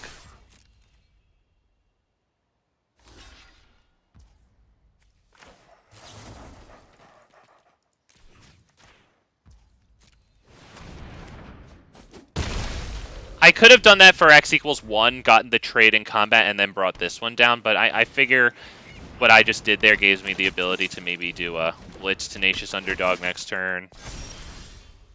Ah, shoot. Oh, man. Alright, well. Drop that one. Let's do this Blitzed. I want more cards. So let's attack with that one. Not the other one.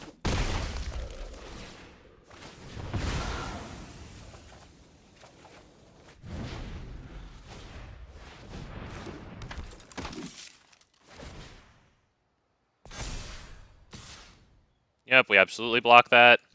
And then Sheoldred comes in, and then they have to lose one of 2 very valuable creatures.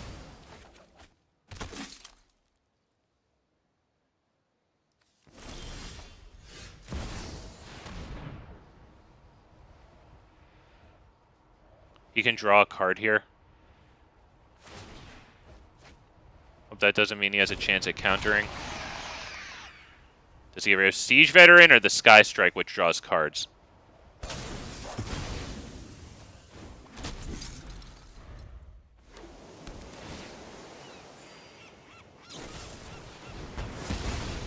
Alright, at least that doesn't get destroyed, so maybe we can reanimate it.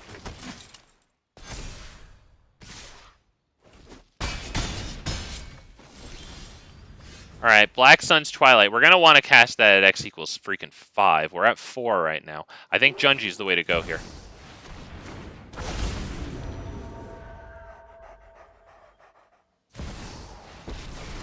Archangel Elspeth. Is there anything good to reanimate? Yeah, Sheoldred's good.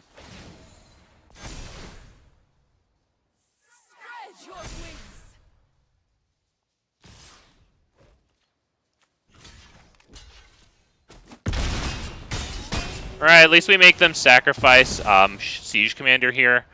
Put target non-dragon creature, blah blah blah. No, we want our graveyard, Sheoldred. They can get rid of Archangel Elspeth. It might be better to get rid of Archangel Elspeth. Alright, fair enough. Wow. That's huge. That's freaking wild. Dude hit us with the good game. We'll see about that. Let's go ahead and attack. Do we attack? No, I don't think that we can attack here. This is going to give them the counters. Alright, no attacks. Right? Yeah, no attacks. Because they'll put those counters on something and then swing through. We'll Black Sun's Twilight it. X equals 5.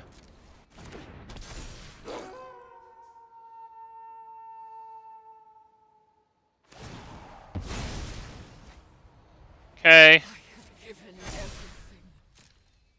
Or actually, I don't have to kill that one, right? Because I can bring back Junji, right?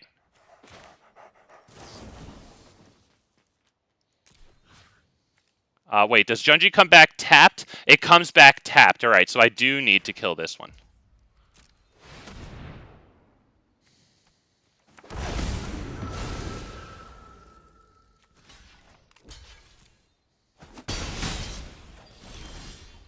Wow, Takenuma. That gives us 7 mana for this. We could also do this, but I can't pay the ward cost here of 3 life, right? Still might not be bad to do this, right? We just can't cast two spells here.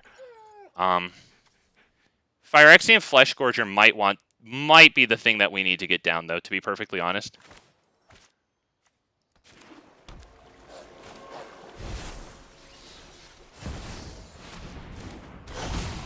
I think no attacks. We really can't even allow them to get one thing in, right? Do I attack with this one? I think it has to be no attacks. I have to plan for them having a removal. Alright, cards and graveyards can't be the targets of spells or abilities. That's unfortunate.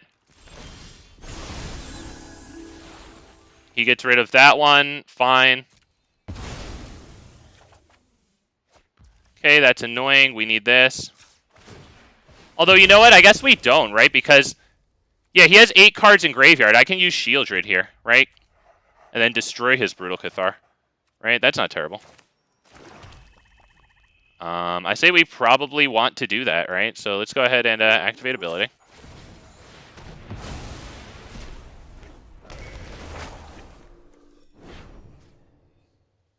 Yep. We have to attack, because we definitely want the lifelink.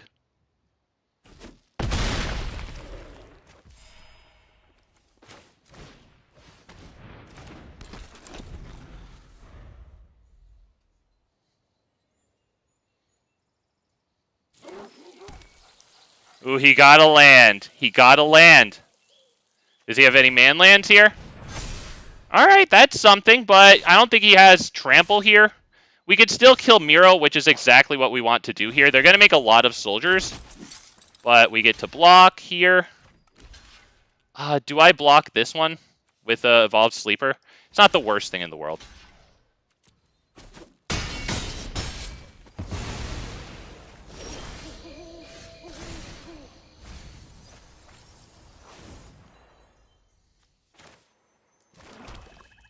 Alright, hang on a second. Is there anything crazy that we can do here? Let's take a look. We can't bring back our creatures, right? Because he has this thing. Unfortunately, can't bring back his creature with this too, because his Brutal Cathar would be nice. So I think Tenacious Underdog is pretty good here. Both Tenacious Underdogs, right?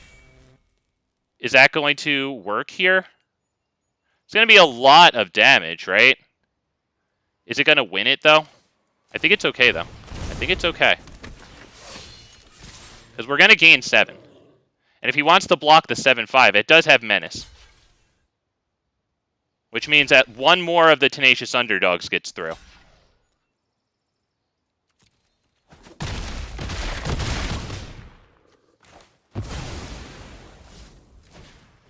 Don't forget, this person was extremely vocal about how good of a game it was. So I'm sure they will congratulate us if we do in fact win. And it doesn't mean that we will, but like we have more of a chance than he thought he did when he was spamming good game. Wow, tripped all over that one. Don't forget, this guy thought it was a very good game. He said it was a very good game. Is that it? Hang on, let's sit here and wait. Was that it? that it? Ooh, boys, was that a good game? This person seemed very intent on letting me know the quality of that game. I believe the person's opinion of that game was that it was a, and I quote, good game. How come he didn't mention it at the end, though? Was that because it went from a good game for him to a good game for me? Oh, what is that, man? What happened, Chatty Cathy? What happened, man? Wait, hang on. Was that a good game? I need you to tell me, because I'm not sure. I think it was a good game, right? He kept saying good game. It's just funny how you just shut him the fuck up when it's time to leave. Woo, boy.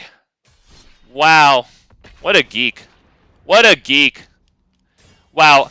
Imagine spamming top of the meta and spamming emotes too. Like, imagine just sitting there giving yourself all the advantages probably because you need them and then spamming emotes to boot. Like, come on, dude. Be humble. Like, you're playing soldiers, dude. You come up with that yourself? Is that, like, something to brag about, that I pick things that are very powerful? Okay, I mean, good for you, you know? Go grind Mythic, or don't grind Mythic. Actually, just bully in Platinum, right? What is it, June 16th?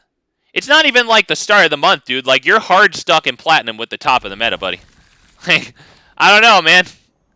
I don't know if that's cute. Oh, right, I have to pass. Not cute. Not cute. What a big fat geek. Yep, bushwhack, nice.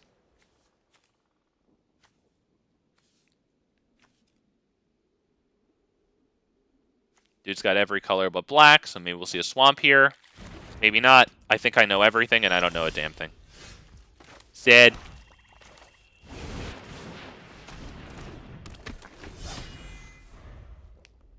Very sad.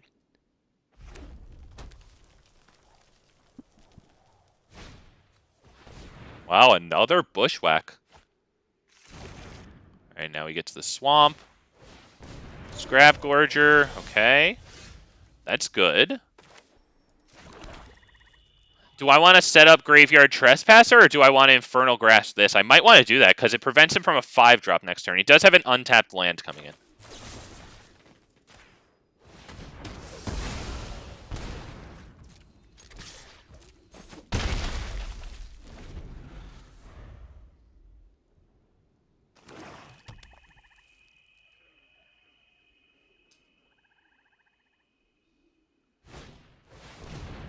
Wow.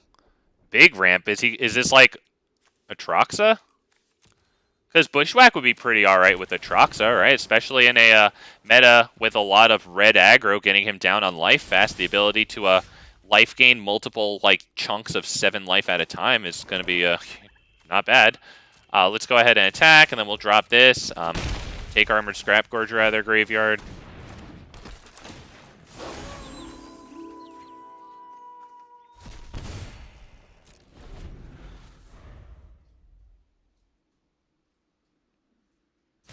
See if we get a board wipe here. Alright, well, now we would very, very, very, very, very, very much like a land so that we can hit Shieldred on them. Not gonna lie, this is gonna be anti-synergy with Shieldred, right? Because I can only flip this thing over when they have 8 or more cards in their graveyard. Come on, baby. Oh, damn it, we did not get it, and that's bad. We can still try to trick them out of their Vorinclex here. Let's get rid of that. Right, because we have X equals 3 Black Sun's Twilight at instant speed.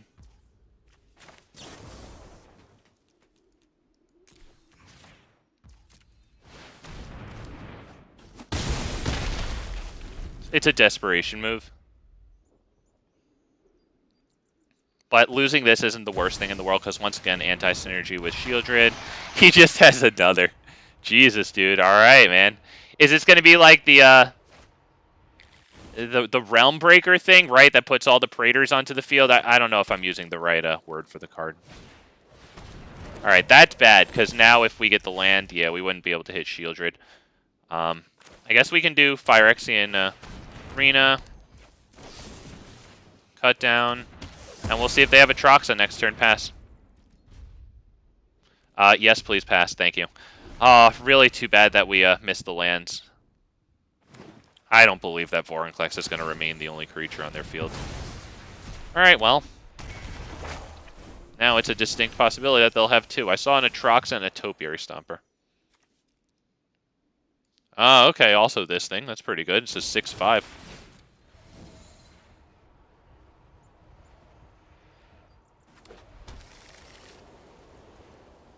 Alright, what do we got here?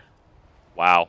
Yeah, with all those Terra Sunders at this point, like, we're probably just about done because they're just going to keep exiling our stuff, which we really want to be destroyed, not exiled. So at this point, let's be real, it's good game because my Shieldred, once I get the land, is just going to make them sacrifice Topiary Stomper. And yeah, he wins. Alright, so the fights are to use with Atroxa, which is a good strat. Once again, against freaking red aggro, gaining chunks of 7 life, like, yeah, that's that'll keep you from getting swung wide on.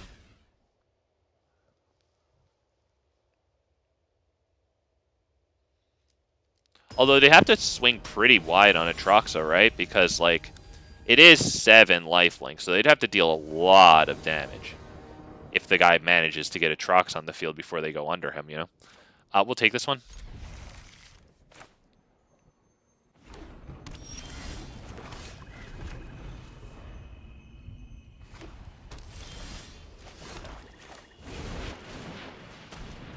Alright, Tenacious Underdog. It looks like they have something to say about that. What do we got?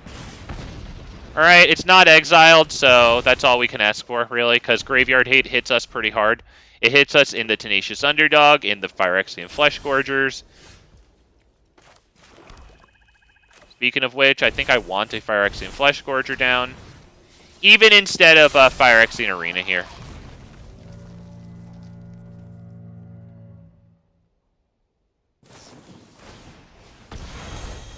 Alright, yep, they pay the life, fine.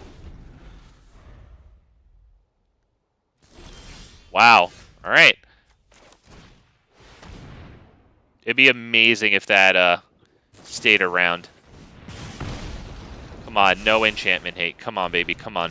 I want some cards out of that one, baby, come on. You have something to do about that? Come on. Damn it. Alright. Well, that Destroy Evil, I guess, could have killed Archpriest, Shieldred.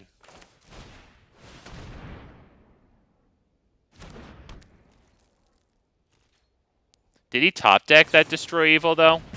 Because, like, didn't the turn before he played it, like, while it was still our turn before he untapped, didn't he have 2 lands that he could have played that with? Maybe I'm missing something there. Alright, he got his land drop, we got our swamp, so, alright, fair enough. I think Fleshgorger feels pretty good here.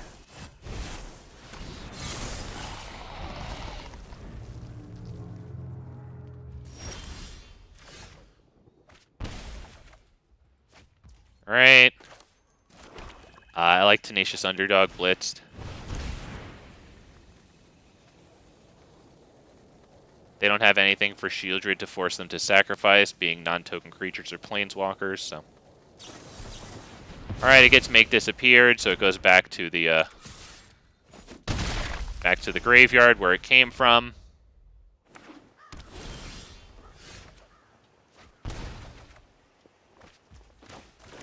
Gonna try again. Alright, it hits.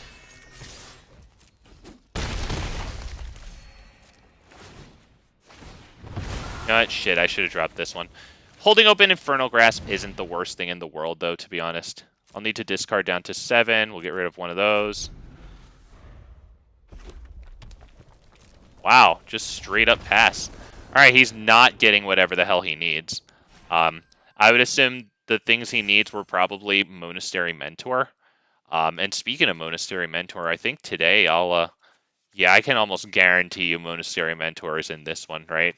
And also that like blue red 2-drop that whenever you cast a non-creature spell, you make whatever token it is. I mean, maybe I'm wrong.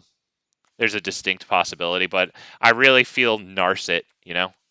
The new 3-color Narset, along with Monastery Mentor and whatever the hell that 2-drop is that also makes tokens whenever you cast a non-creature or whatever. But yeah, speaking of those things like Monastery Mentor, I'm going to be opening up 10 Mythic packs today of March of the Machines because I really need some Mythics. Namely, I have 2 Monastery Mentors. I want freaking 4 of them. That's the 2/2 Prowess that makes 1/1 Prowess tokens. I want Invasion of Tarkir. That's going to be fun for this channel, boys and girls. That's that 2-cost battle, right? That flips over into that 4/4 dragon, and like whenever a dragon you control attacks, it deals 2 damage to any target.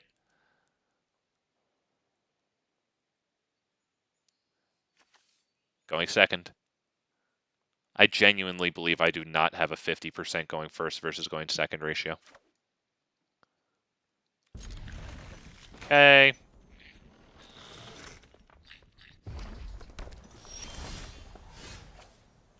You know what? Since we don't have a 2-drop, I think we're actually going to drop that just so that we can actually cut down something like a Blood Tithe Harvester, which I guess it isn't. So we'll drop that, penalty-free pass.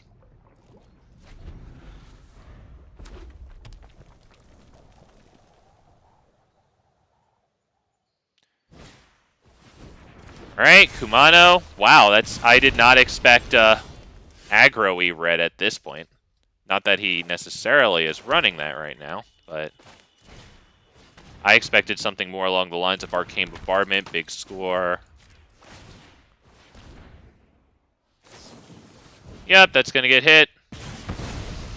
Fair enough.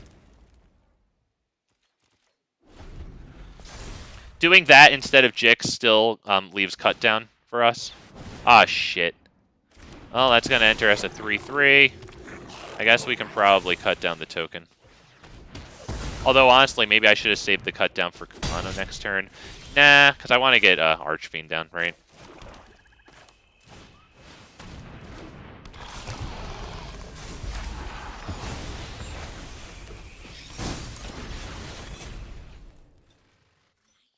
We'll definitely block Squee here. They probably have a some sort of burn spell, I would say. But yeah, let's block Squee. Wow. Alright, hey, it trades. Not bad. At least it didn't get first strike. And we saved 6 damage there, which is huge. Let's see if we can get Sheoldred down. That would be great. Wow. Yeah, I'm feeling Sheoldred here. Gets rid of one of their 2/2s. I assume they sacrifice the Etching of Kumano. Because Felden getting blocked by Sheoldred is good for them.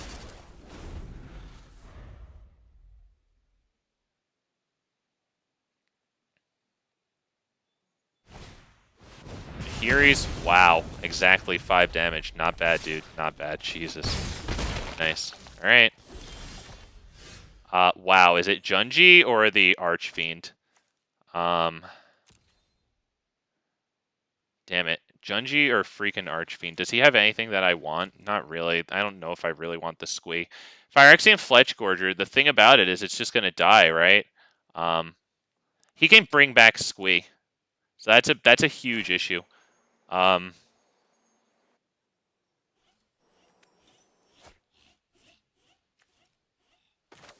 This is really tough. The reason I didn't play Fleshgorger is because as a 3/3 it dies to Lightning Strike.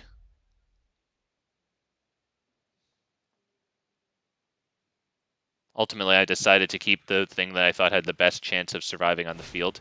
The reason I didn't play Junji was because I don't have the Fleshgorger in the graveyard yet. Block that one. I don't want to deal 6 damage to Felden.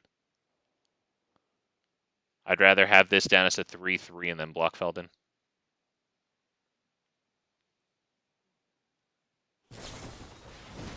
Jesus, dude.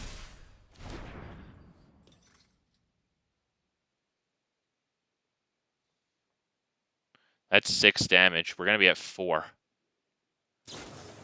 Jesus, we're going to be at 2.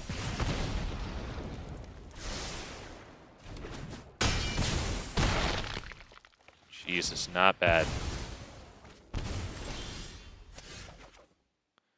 Wow, if only we could hit Phyrexian Fleshgorger at full price here. I have to play it.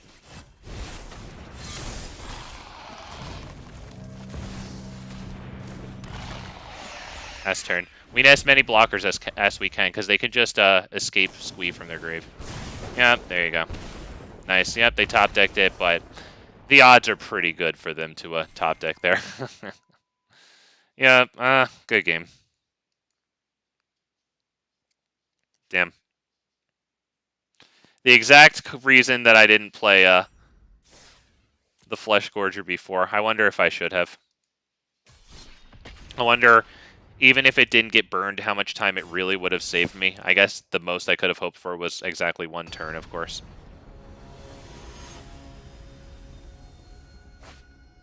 Wow.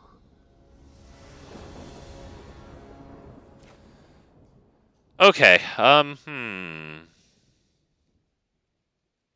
mean, do I keep this because at least most of our hand is playable?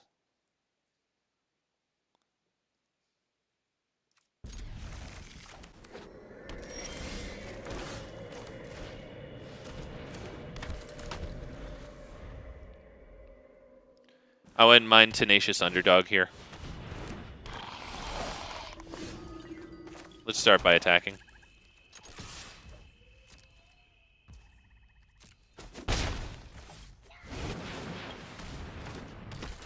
Alright, Tenacious Underdog recurs, so we don't mind blocking that 2/2 Death Toucher with it. Okay, he knows that. Alright, fair enough. Let's go ahead and start by attacking.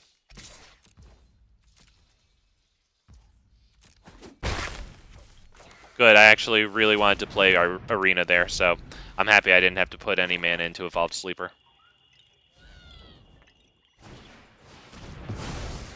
Alright, that thing gets exiled. That's good, but we got plenty more good plays. Wow, Cutdown's good. Alright. I'm kind of feeling Archfiend of the Dross here, to be honest.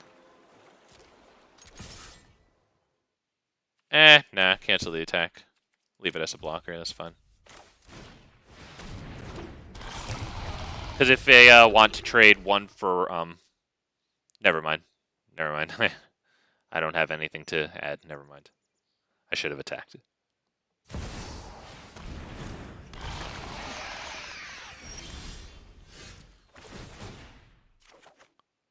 Alright, this is gonna be huge life. We need a kill spell here.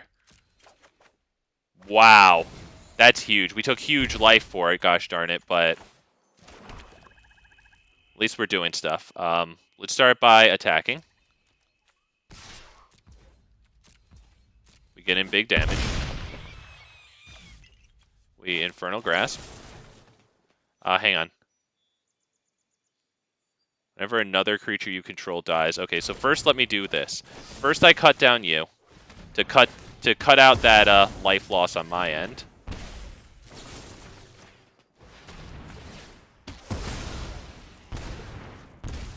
That would be end turn. And we could drop Tenacious Underdog, honestly.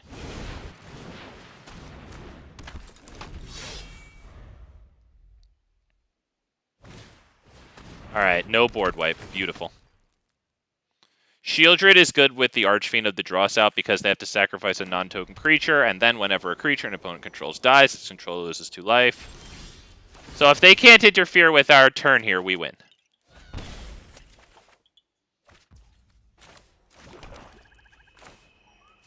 Immediately start with that.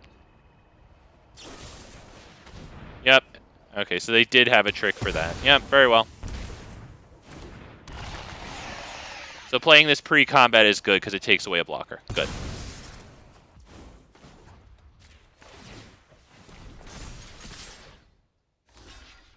Yep. Sunfall. Damn. Alright, well, we do have X equals 5 available now.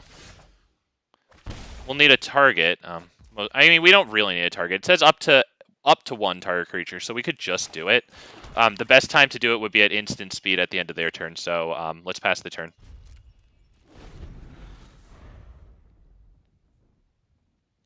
If anything else, they'll just animate that token.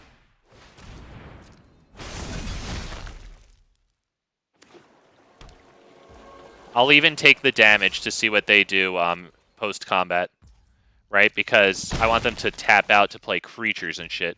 Okay, that didn't happen. So I took needless damage. Whatever. X equals 5, right? Yep.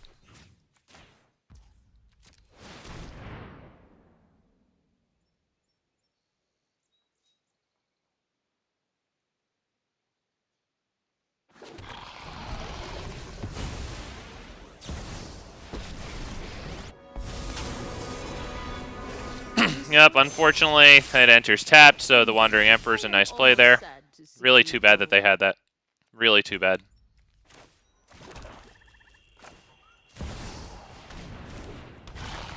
Pass turn. I don't have any other creatures to bring back, unfortunately. We're very low on life. Okay. Wow, destroy, you lose 2 life. Okay, let's just cut this down. Yep. We have a creature in the graveyard to bring back now. But we're running low on life here. We must protect the people. Okay, Archfiend is good. Archfiend is big good. We drop Archfiend. End turn. Can we actually do it? They have 1 card in hand. I think we have this one. Because we're just gonna Twilight that thing. Right?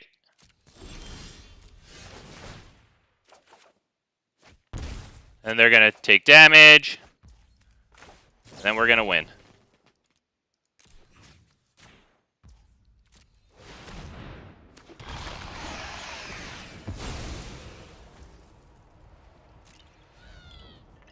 I had to do it before combat, of course. Alright. Beautiful. We win. He hates it. Oh.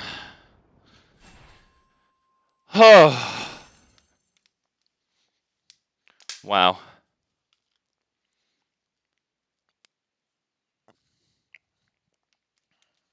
I don't blame him for hating it. It's okay.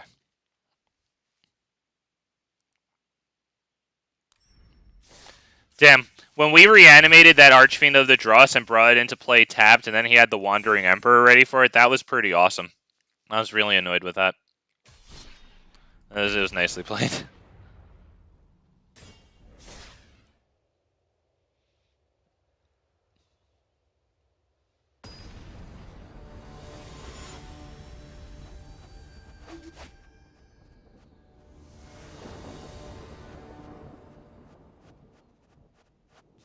Jeez.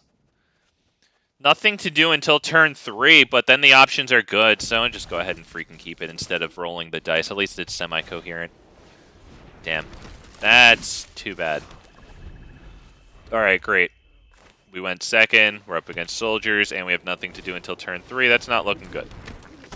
Especially since our first creature probably just gets Brutal Cathard.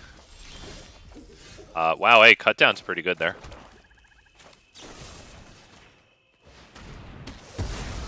Actually something to do there, so we got to be real grateful that that one happened. Stromo, what's good, man? Hey, thank you for stopping by the worst Magic the Gathering stream. Howdy at you, man. Okay, they've got the creatures going on.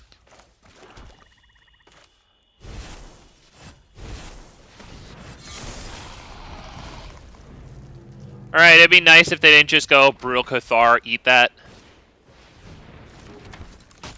Okay. What? Jesus. Okay. Alright.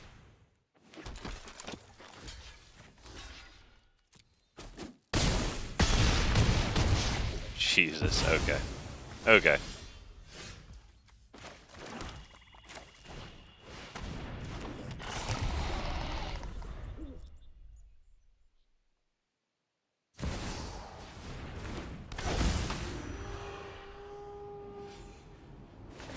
Christ, come on, dude. Could you at least be fast about it?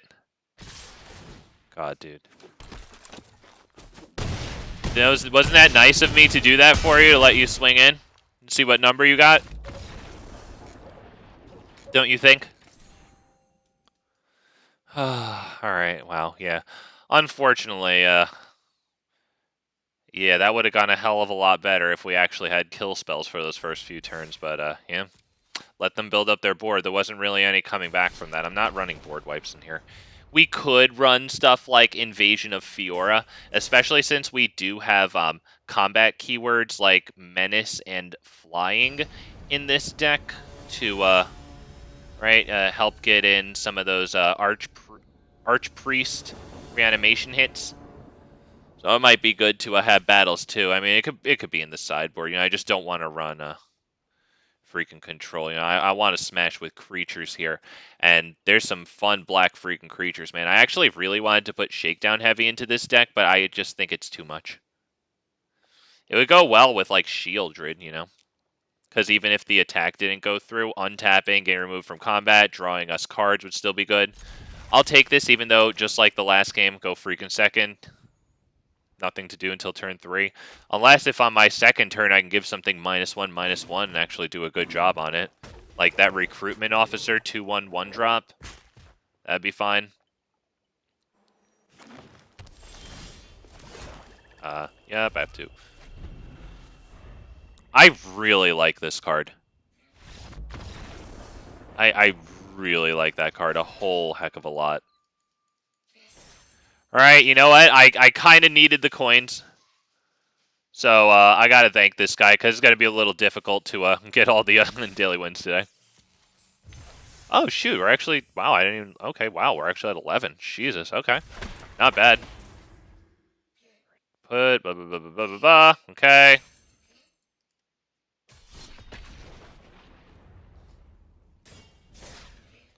So I'm thinking after this game, I'm going to try this deck with Sheoldred the Apocalypse, so I'll go ahead and switch out, when I remember, some Archfiend of the Dross for Sheoldred.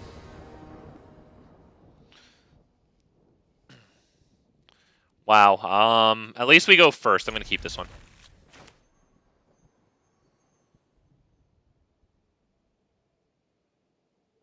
I would put in Shakedown Heavy in place of the Phyrexian Arena, but creatures suck. So...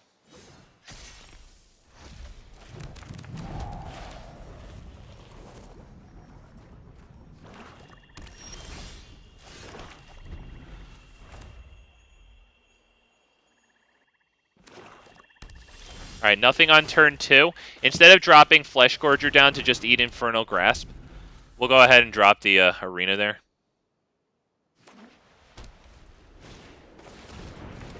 Wedding announcement, nice, okay.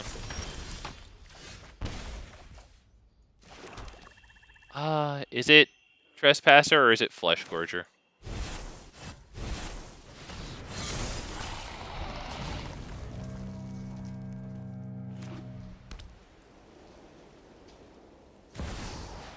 Liliana. This is my home, and I don't appreciate it when people touch mine. Alright, so we can start with Sheoldred to make them sacrifice Liliana, and then we can go for Cruelty of Gix, I think. Oh, let me hold that up, make that go by faster. I like Sheoldred here.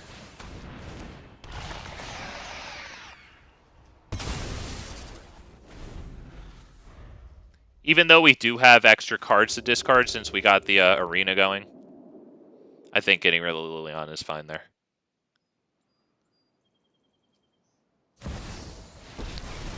Alright. Will Sheoldred live? No cost is too great to quell my people's savagery. Nothing on Innistrad. Sheoldred might just live. Wow. Alright. Wow, Black Sun's Twilight. Next turn we'll be able to do that X = 5 and bring back this Sheoldred should it die. Let's go ahead and start by attacking. Right there. It has Menace, so at least they have to double block. Let's see if they triple block. They might as well. Yup. Yeah, it's fine. Yeah, they'll die. So, do we Cruelty of Gix right now for Sheoldred? I think that's the right play, right? And then next turn we can Black Sun's Twilight for... Ooh, no, I won't be able to Black Sun's Twilight for this one. Let's Cruelty of Gix for the... I think the Fleshgorger here. Is it the Fleshgorger, though? Because it feels greedy. It feels like they could definitely deal with it, and this draws them cards. And this is going to force them to sacrifice their card draw Planeswalker. Let's pass turn. We'll have to wait a little longer to Black Sun's Twilight for X equals freaking 7 to get back the Fleshgorger, but we actually have 6 lands on the field, 7, 8.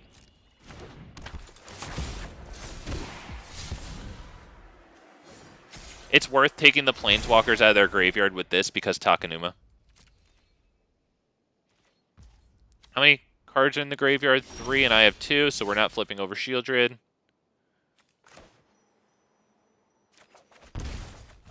Wow. Alright. Alright. We'll attack, I think.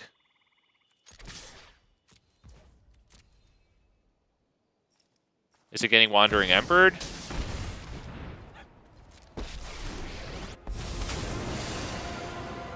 Anyone who harms my people must contend with me.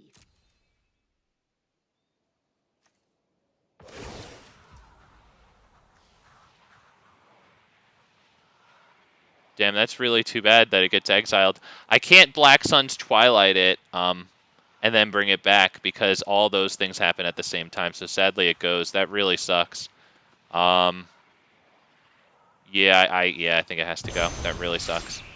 Really sucks. My judgment is Sestlavai. Go ahead and remove Liliana. Do I want another Phyrexian Arena?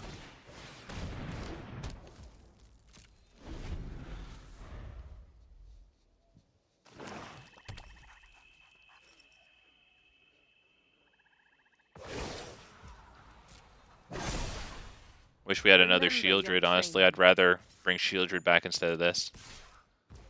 Because it has an impact on the field right away. We can probably block.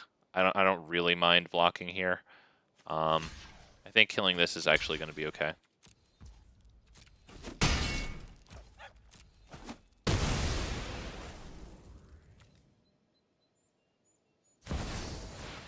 Vraska, oh boy. Alright, so we'll have to do this on their end step. You know nothing of Phyrex's plans. Alright. Oh, that's not good, man. That's not good. That's not good. Ah, pass turn.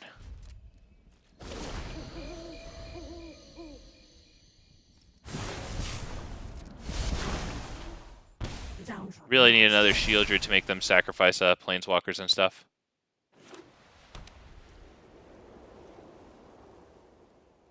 I would assume they have Eternal Wanderer too. Yep. I have got new moves to teach you.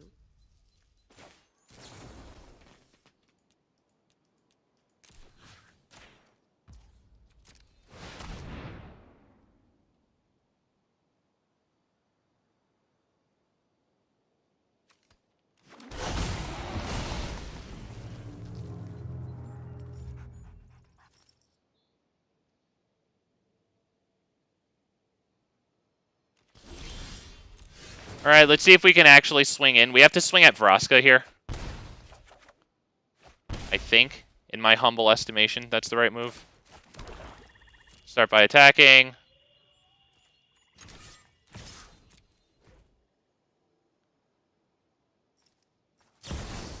You have another one? Jesus, dude. I hope you're ready to lose.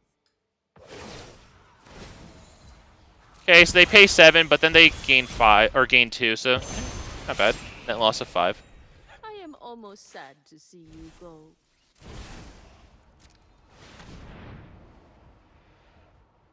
think that's probably about it, because it just gets made into a treasure by Vraska, I would imagine. They can bring back another Wandering Emperor here. So I think we're probably about done, given how much card draw they've got going on. We really need Sheoldred to be out here getting constantly brought back. If they hadn't exiled it, we would have probably killed all their Planeswalkers with it by now, instead of, like, bringing this back, you know? We have Black Sun's Twilight, Black Sun's Twilight. I have a wedding to start. Right, it looks like the Fleshgorger just gets made into a Not for freaking treasure. Can I do anything about that? Stay. I mean, we have a chance. Next turn I have to Remember your sacrifice it. Yeah. We get a Sheoldred? Jesus, dude. Infernal Grasp when they have Planeswalkers. Oh, that's not it. That's not it, dude. Alright, with 10 mana, I just have to pass turn so that I can, yeah, I can't get this down. Right? I guess that's 11 mana. But, yeah. I'd need 12 in order to do this at X equals 7. Or, you know what? Keep the Swamp. Get rid of the Infernal.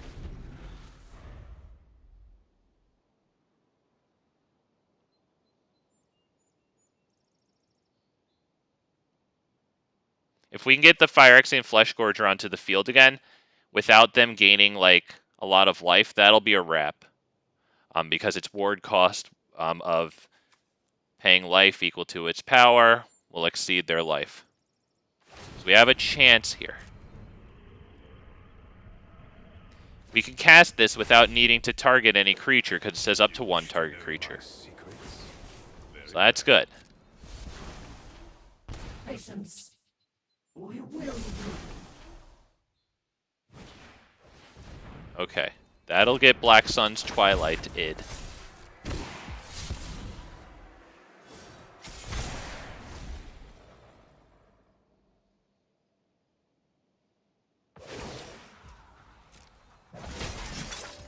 Guards, to me.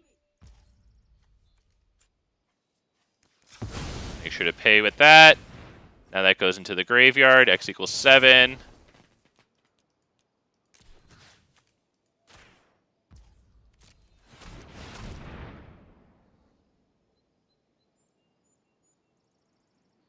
Come on, baby. Come on. Come on.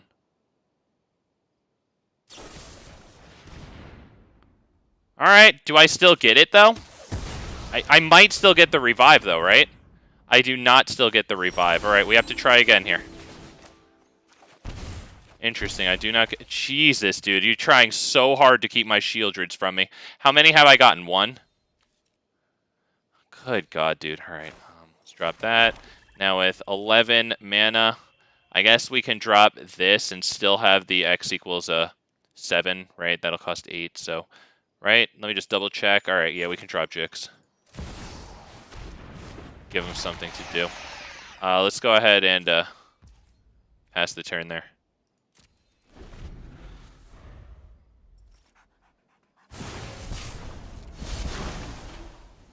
Embrace the inevitable.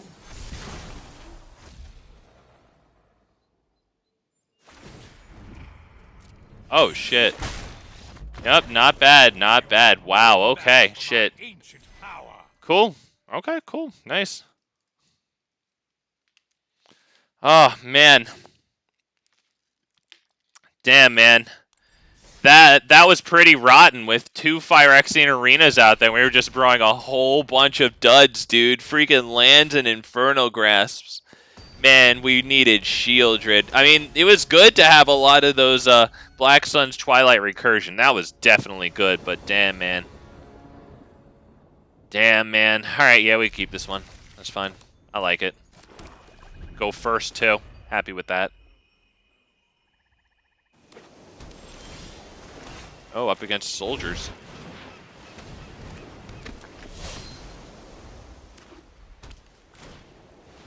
Thalia. I probably need this guy to swing in. So let's hit Thalia.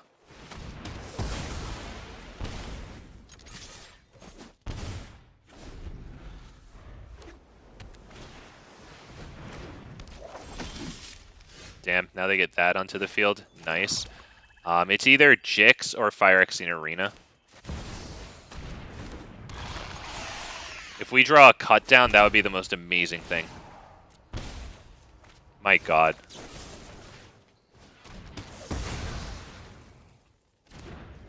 Poor guy, don't tell him we top deck that. Still has graveyard functionality, that's pretty good. He got another one. And a Thalia, that's going to be difficult to get around. Alright, and it has +1/+1, so that's going to be tricky. I'd say Archfiend of the Dross here, past turn.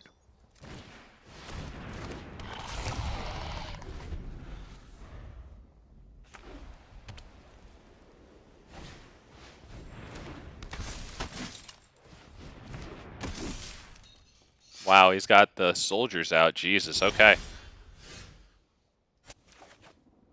Alright, not bad there. We get the damage in with Archfiend of the Dross. We're happy with that. Don't forget, whenever their creatures die, if Archfiend is out, they lose 2 life. Okay, we don't get exactly what we wanted there. We'll go ahead and drop that as a defender, not blitzed. End turn. Yep. Alright, if they get that blue-white 3/2 soldier, that'd be really good. This was their top deck, so it'd be real nice if they didn't get exactly the perfect... Okay. Okay. Okay, and they all get flying too, so I can't even block. Okay. Alright. Okay. Alright.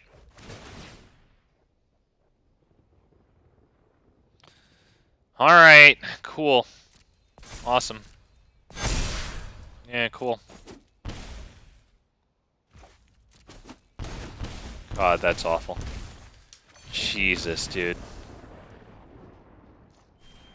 Okay. God, that's... Damn it. Hey, you know what? I guess I got my perfect cut down draw when I needed it. Although that didn't end the game. I wish mine had ended the game. It did pretty well for us. Damn, man. Damn. Luck ran out. Oh, shoot. You know what? I definitely knew that I would forget to go ahead and make that change here. So let's try taking out Archfiend of the Dross for Sheoldred. I guess 3 Archfiend of the Dross for 3 Sheoldred.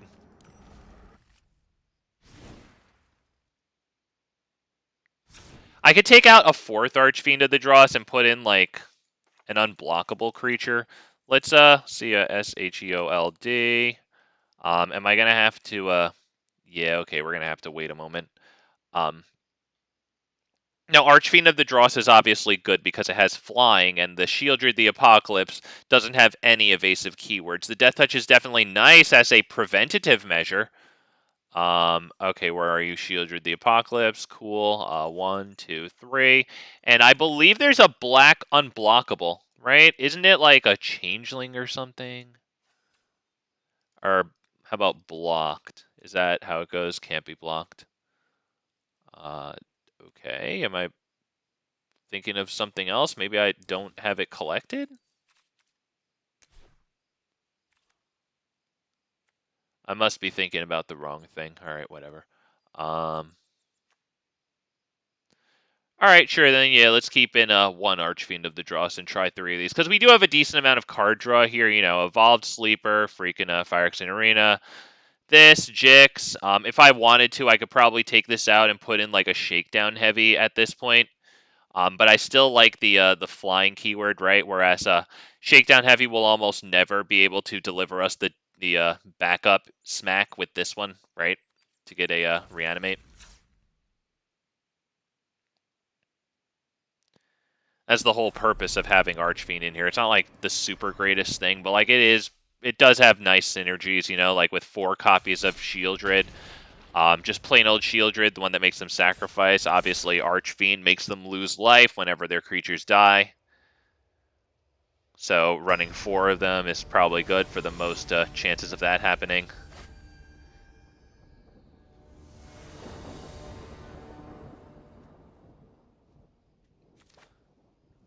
Fine. Red.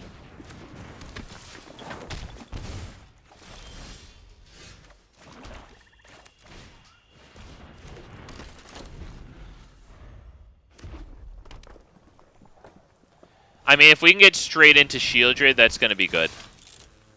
Probably no blocks. Oh, wow. That's actually real good.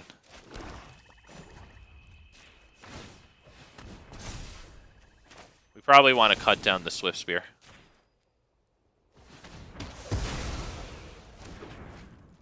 No attacks? Yeah, I think holding it open as a blocker for Felden is good.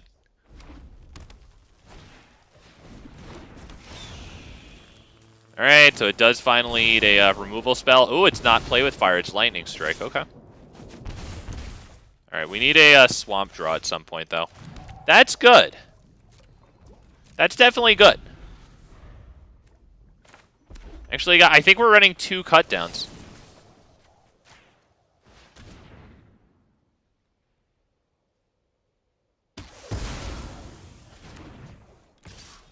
Got both cut downs against red, not gonna lie, that's pretty darn good.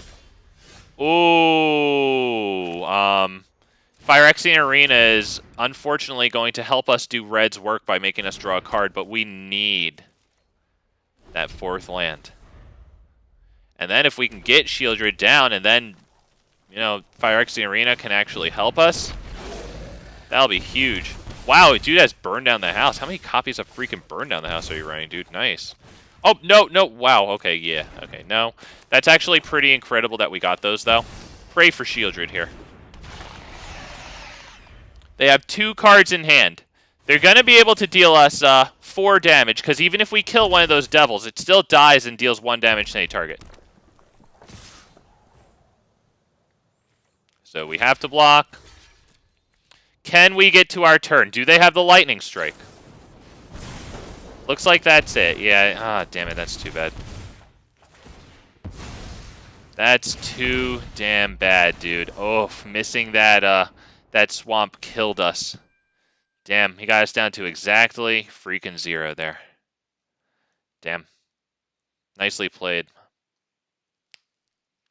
Too bad, too, because that was a game where we probably would have won if we went first.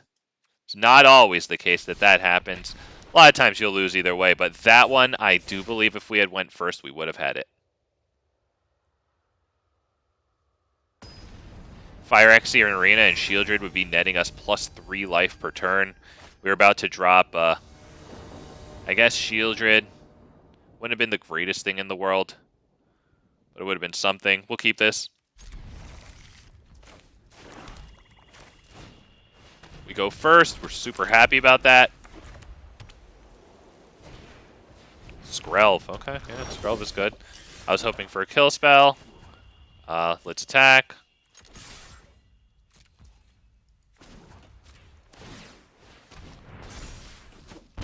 Wish we had cut down. Happens. C'est la vie. Let's see if this is going to be more of an Esper Legends thing. Okay. Looking very white over there. Mighty white, you might say. Let's go ahead and drop the Fleshgorger here.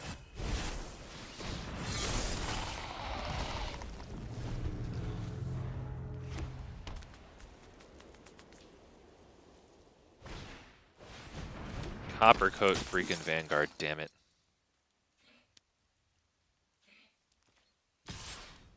Okay, they lose that as a blocker. I'm fine taking the 3 damage from that and just lifelinging it back with the Fleshgorger. Cut down is huge here.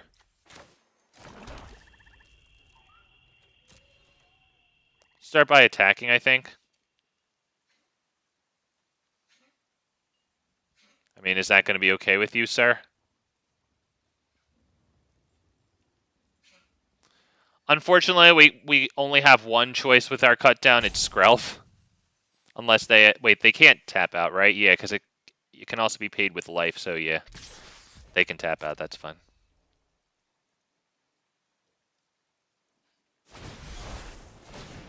Oof. Alright, yep, they do that, fine.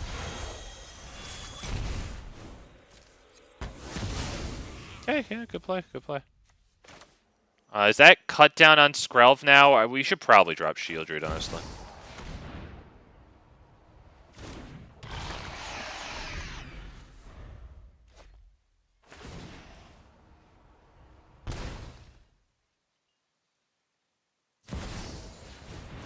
Oh, okay. Well, at least they don't have the mana to do more of that, so I guess Iganja was their last mana. That was kind of an emergency measure there, right?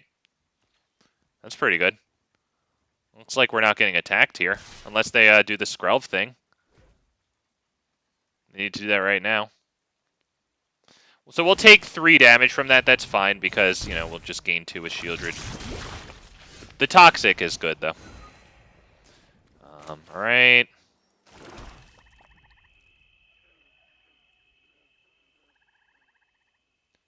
Do I do the Archpriest of Shadows on Sheoldred, then try to swing in? I honestly think so.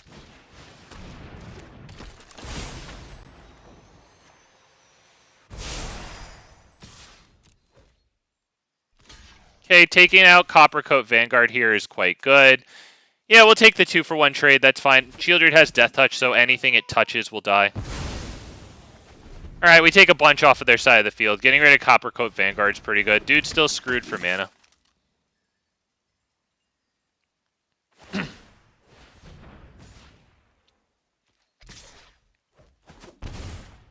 We're going to cut down his 2-1.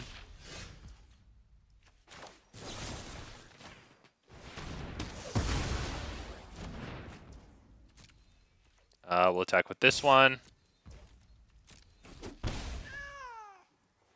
We'll reanimate the Fleshgorger here. And end the turn.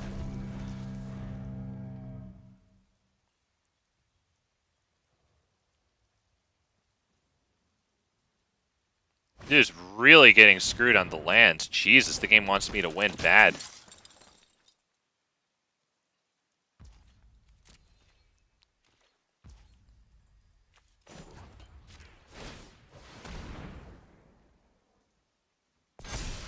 Alright, we get the Death Touch counter on that thing. That's big good.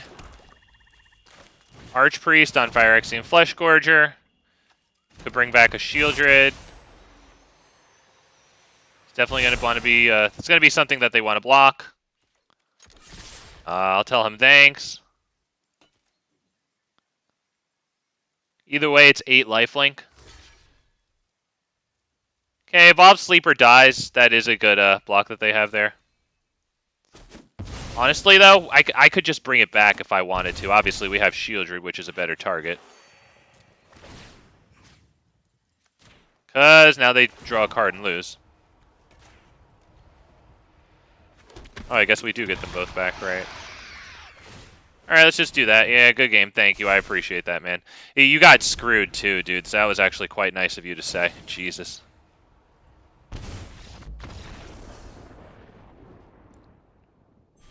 Dude really got screwed. Happy the game gave me a chance to do my thing, though. Would have liked to do it against somebody who wasn't totally screwed like that. Eh. Man, it's satisfying to bring back the freaking Phyrexian Fleshgorger, though. I'm gonna be real with you, like... I'm hoping that we're putting some, like, not just fun into Black, because, like, you know, everything is gonna be fun for you to play if you're getting W's, you know, but, like... I'm hoping that this can be a mutually enjoyable experience, you know what I mean? Like, that's what I could really hope for there. I mean, recurring the Sheoldred probably isn't the most, like, mutually enjoyable thing, but, like, at least I have to work for it.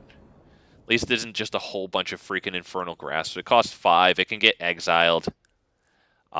Shoot, I don't know about this one.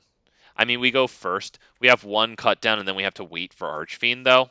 It's actually not the worst thing in the world, but I think I'm going to mulligan it. Fine. Fine. I'll get rid of Junji?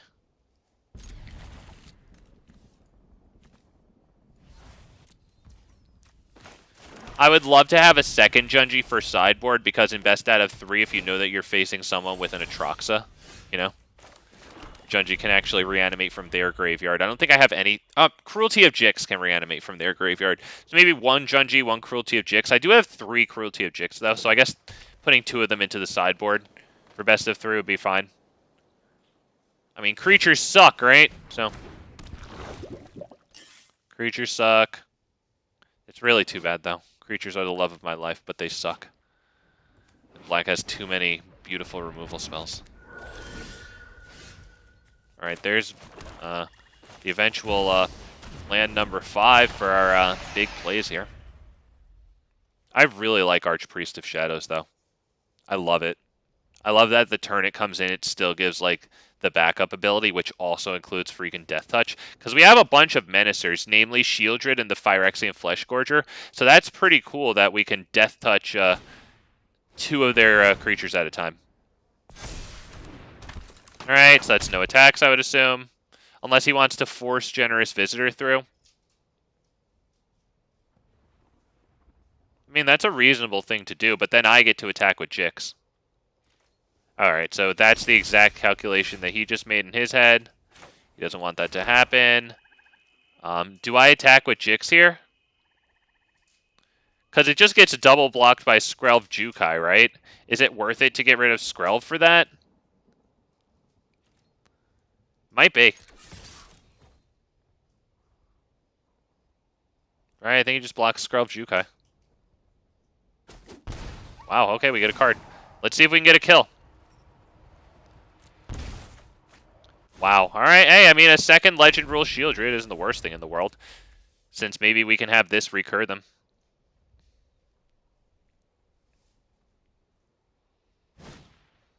Weaver of freaking Harmony. Alright, that's going to be annoying once they start bringing down ossification and that type of thing. Audacity, nice.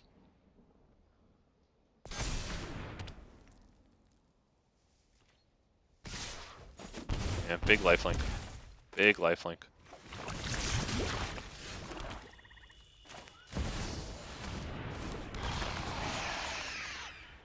Probably gets rid of Generous Visitor at this point.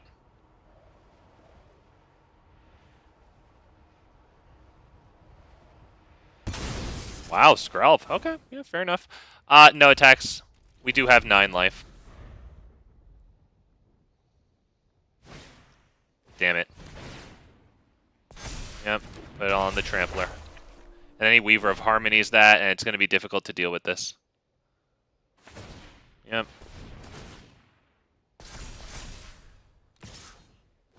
I could block 8 of that, which I have to do.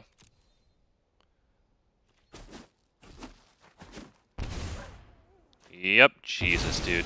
Not bad. We can't do anything about that, so that's game.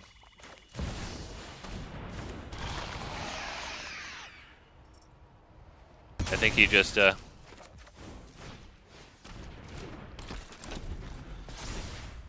because all he has to do is the exact same thing with the Weaver of Harmony. Yep.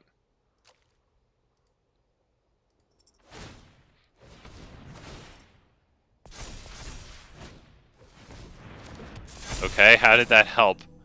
Oh, it gave +1/+1. Oh, never mind. Now he wins. Nice, yeah, good shot there. -14. 55 for yourself, too. Nice. Yeah, this is the exact thing that I would be running. I guess without the Audacity. But this is the like Selesnya enchantments I have with like Weaver of Harmony, doubling things like Michigo's Reign of Truth. Generous Visitor in there, too. No Calyx, because I was running that deck like about 2 years ago when like Neon Dynasty was new, you know? I actually started playing that deck when like Showdown of the Scalds was in Naya enchantments, you know, and like that Master of Runes or whatever it was called. Somehow letting you cast those 2-drop rune enchantment auras for free. with like Jukai Naturalist decreasing their cost by 1 and the Master of Runes somehow like removing a colored mana symbol from it. I don't remember how that happened. I don't even remember if it was called Master of Runes. Whatever. It rotated out with that set that has the Battle Axe symbol.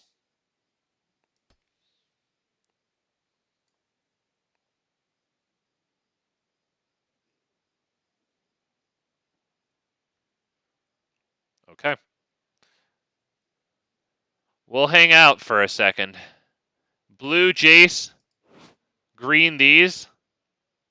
Is this, are you playing red? Or are you not playing blue or playing green? Or are you throwing off the scent? I don't know. Maybe he's just doing what he wants. I don't know. I like the geeks that go like Teferi Avatar, Azorius Sleeves, and then like mono red. Like, okay. No, you know what? I want to ask you why you're doing it, knowing why you're doing it, just to hear the tone of your voice as you describe your master strategy. That's all I want to do. Why are you doing that? I don't understand. You know, just Whoa, idiot! Well, you know, I'm gonna force people to take mulligans, thinking that they're going up against control, and then they're gonna mulligan for cards that they would have against control. But then I'm gonna be playing mono red. Joke's on them, morons! See ya, I'm in Mythic, you're in Bronze! okay. I guess we're just waiting here. Okay. We're chilling with his pet there, sleeping. Okay. Well, it took a while for me to get my 12th win, but eventually I found somebody who just ropes out right at the beginning. There you go. Fine, just get him roping.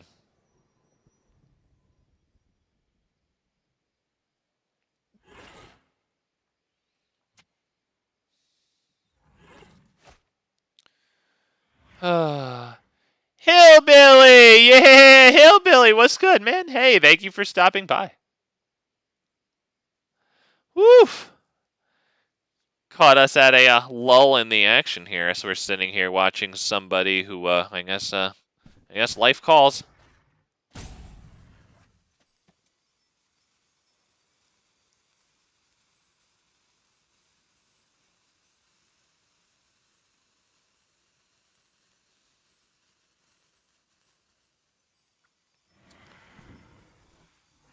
But Hillbilly, you might like this one because you play all the colors, you know? Unlike me, who focuses on a certain few, you play all of them. I've seen you play loads of standard good shit, too. But I really like this card here, Hillbilly, Phyrexian Fleshgorger. I love it. So we're trying to reanimate it with things like Archpriest of Shadows, obviously Cruelty of Gix, Chapter 3 here in my hand, too. I'm also running 3 copies of this card called Black Sun's Twilight. It has X and a swamp for a mana cost, and it's like up to 1 target creature. Oh, a mythic rare. Well, the card's called Black Sun's Twilight. I don't have to rehearse it for you. You'll see it soon enough. Wow, a Sanctuary Warden. Do I have one of those? Oh, okay. You know. Okay, yeah. Well, yeah. I mean, it makes me feel good to reanimate the freaking Phyrexian Fleshgorger. So, that's what I'm trying to do today. But we also have other things that are really good to reanimate in here. I guess the best one is probably the new Sheoldred, right, with the Saga on the backside, because when it enters, you make the opponent sacrifice a non-token creature or planeswalker. So it's really good to hit X equals 5 Black Sun's Twilight, and then follow it up by bringing in Sheoldred that costs 5, not this one, making them sacrifice another thing. I think I have to pass this hand. I mean, I wish I could keep it. I think I have to pass it. Yeah, we're going to keep it, and we're going to be grateful for it. And what am I going to get rid of? Probably Archpriest of Shadows, honestly. Hillbilly said, yeah, I played those. Yeah, you played a whole hell of a lot. I bet you did. I bet you did, man.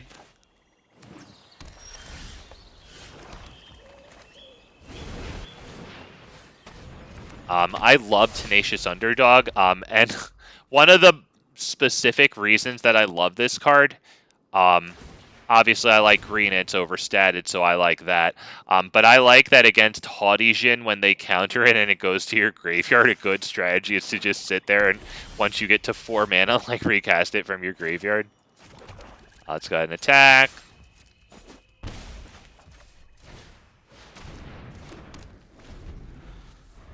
I would not mind if we kept that Phyrexian Arena on the field for as long as possible.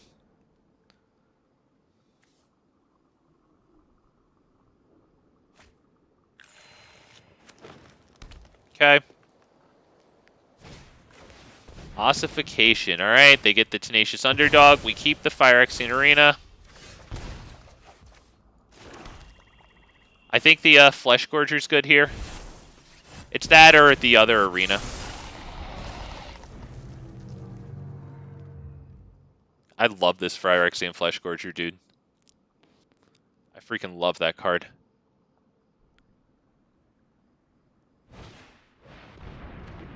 I can't wait until it's out of standard and it costs like less than $1 each. Alright, they're ramping like hard, dude.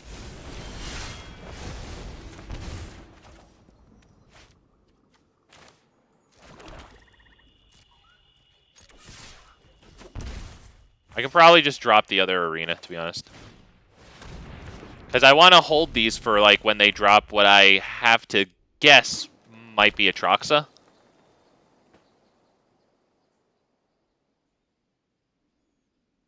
Right, they have 7. It could be a Tally here too. I assume they have 2 reds. Yeah, Jetmir's Garden and that. Jesus, a whole lot of herd migrations. Well, Sheoldred has to make them sacrifice non-tokens, so that's not going to work too well. Junji is good, though. Junji is interesting here. Let's go ahead and drop Junji. That would be no tax.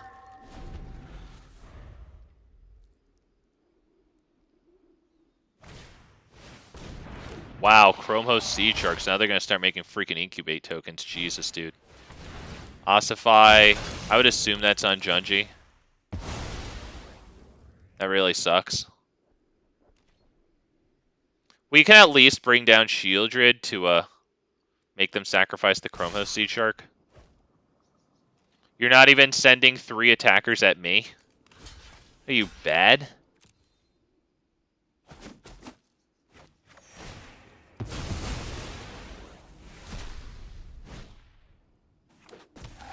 Alright, so now Sheoldred can't force them to sacrifice the Chrome Host since they have 2 non-tokens.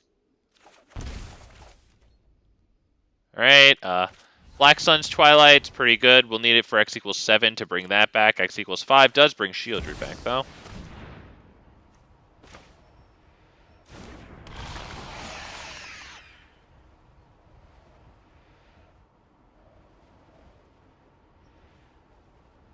We'll also drop Tenacious Underdog past turn.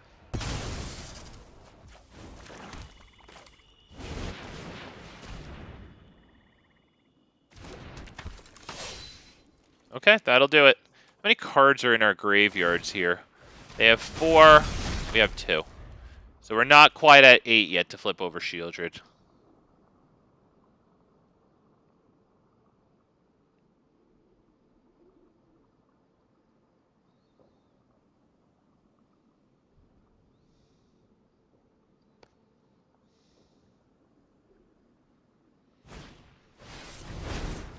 Oh, wow, okay.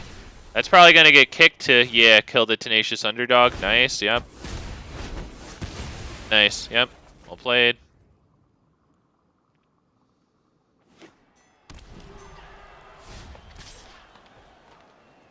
You didn't even attack with your army of 4/4s? It's okay. Sometimes I don't want to win the game either.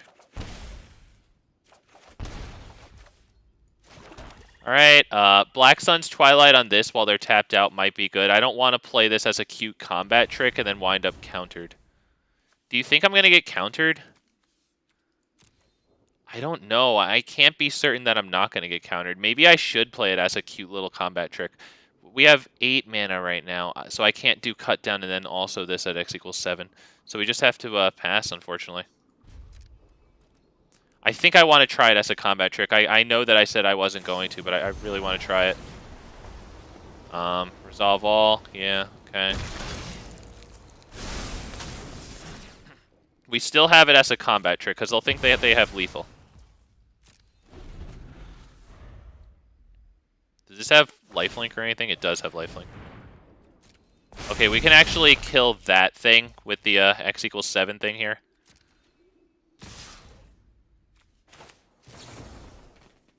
Oh wait, it enters the battlefield tapped. Alright, you know what? Yeah, my bad. Never. It was just never going to work in the first place. Yeah, he wins. Because that enters to my bad shit. Yeah, good game.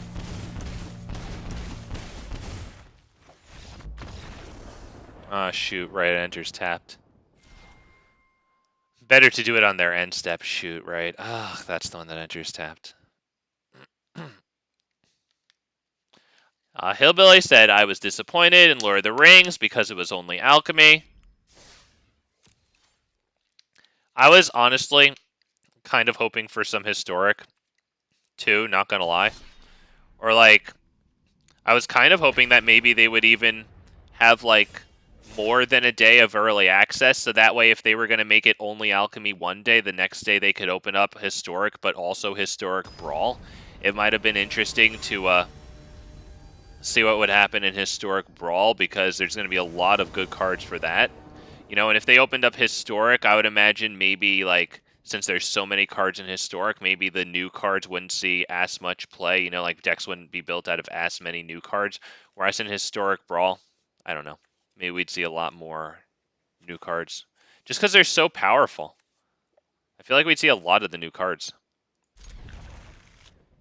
I don't know. Maybe we'd see an equal proportion of new and old in both. Whatever. I just wanted to see historic brawl.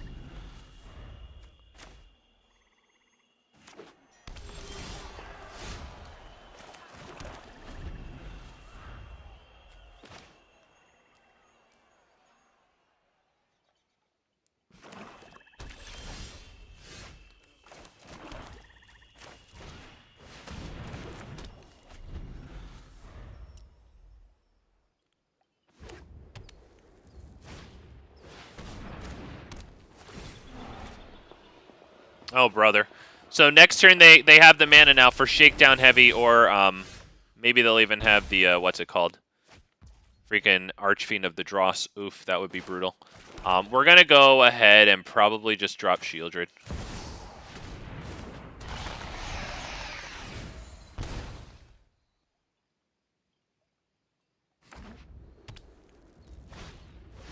Archfiend. Jesus. Alright, well, what's it going to be here? Their own Sheoldred. Nice. Alright, so let's just resolve it all. Yep, draw the card. Can't kill their Sheoldred yet. Yep.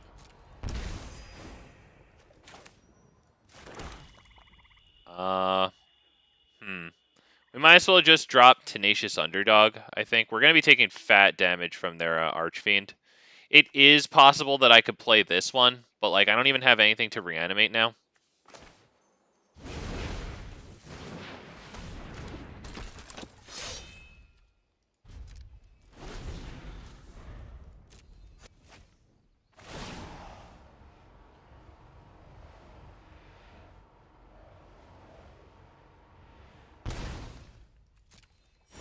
Okay. I did an AM stream today. It was still alchemy. Yeah, I really wish that they had included historic brawl. Even if not historic. Like, come on, give me my historic brawl, man. Yep, we'll go ahead and I guess we can probably trade Sheoldred for Sheoldred. We kind of have to, in my estimation here. We need to draw like 2 kill spells. Up, yep, cancel, sorry, resolve all, okay. Yep, my turn. Alright. Unfortunately, we're not really going to do anything here, so that's it. Good game.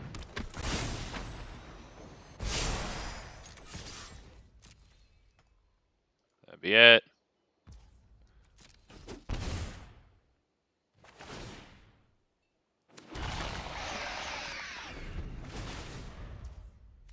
Yep, definitely got this. Go ahead. You can swing in.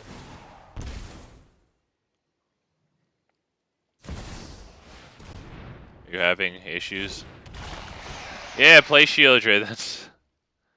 That's it. Yeah, good job. There you go. You did it. I wanted to play Lord of the Rings and Historic. I bet a lot of people wanted to see that, dude. Yeah, there is a whole bunch of I don't know. There's so many powerful cards. I just think it's forcing an artificial rotation in Eternal formats, and I think that it would be really cool to see Historic. I'm not gonna lie to you too. Like, Alchemy, as far as I see, keeps on making me resent it. Like, you know how like right here on this screen when you go to play a new format, you know, and like it very frequently will default you to playing Alchemy, even though like you never play Alchemy except, yeah, look right there. Oh, look at that. When have I ever chosen Alchemy? Only ever by accident, and then I immediately concede out of the game. So when have I even completed a game playing Alchemy? You know what I mean? Like, it just, I feel like every needless chance that they have where they could just do nothing and not piss me off, they decide to make Alchemy bother me, you know? In Historic and Alchemy, you know, like, what's it called when you use less rares in those events? There's certain Alchemy cards that are uncommon, like Xander's Wake, that have spellbooks that include rare cards, and it just pisses me off that they don't edit the spellbooks to take out the rare cards, you know? Or just not allow Xander's Wake. You know what I mean? So, like, I just think that they could do a better job in making people embrace something that clearly a lot of people have fun with, but, like, all it does is piss me off. You know, they put things in there like the Oracle of the Alpha to let people jam the Power 9 into their, you know, into their Historic Brawl decks, and, like, breaking the rules of the format, right? It's a 100-card singleton format, but with, like, the power, one copy of the Power 9, now you're at, what, 109 cards? With 2 copies of the Power 9, you're at 118 cards, and it's not a singleton format anymore, you know? I don't know. And there's no not Alchemy option either.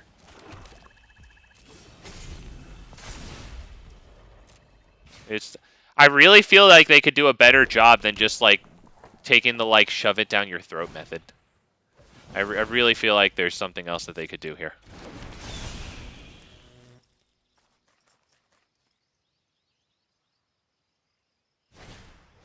Monastery Swiftspear, that's the one we're killing. Even though we take more damage from the Phoenix chick.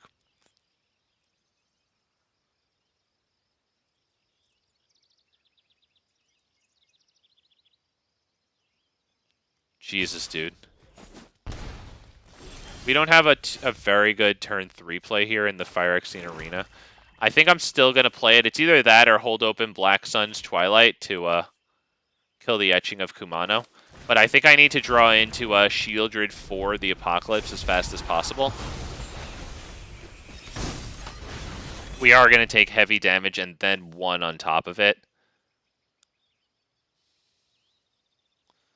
So our chances for survival are honestly pretty bad. Oh, Mechanized Warfare. Okay, so they deal 6 damage here. Jesus Christ, dude. This guy's got Sub-Saharan Africa Wi-Fi. My God. He must be trying to play in the middle of one of them sandstorms. Come on. Alright, cool. Cool. Yeah, we lose this one because Black Sun's Twilight at X equals 3. Okay, yeah, we could just leave. I mean, he's going to sit here and take forever. Our odds are very low because we'll have to take a lot of damage this turn. We're probably just going to lose. All they need is a play with fire, right? Because they're going to deal 6 damage. They have that on the board right now. I'm sure Reg can come up with more. Ah, man. Yup, September will be standard. Yes, it will be. It'll be the start of our first longer than 2-year standard. And just to add to what I was saying about Alchemy, not to be needlessly negative, but the fact that Standard is getting the 3-year rotation, they're testing it out in Standard, not Alchemy. You know? They're not making Alchemy also a 3-year rotation because they're going to want people to say, oh, well, you know, Standard's 3 years. Let's try alchemy. You know, just like every chance they get to like piss me off where they could just do nothing and be better off. Do I keep this hand? I'm gonna keep it. I know it's a 2-lander, but I go second. I can dump mana into Evolved Sleeper for a little while. That's not exactly the top deck we wanted, obviously. But we have this turn and next turn coming up to get the swamp we need. Alright, great. We didn't get it. Hallelujah.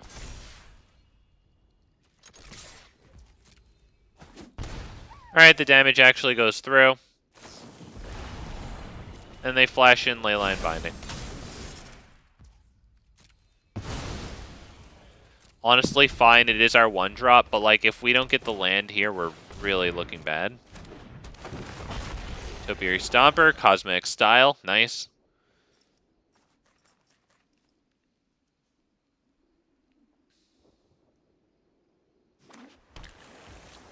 Loving the Cosmetic Style on a dinosaur, very cool, man.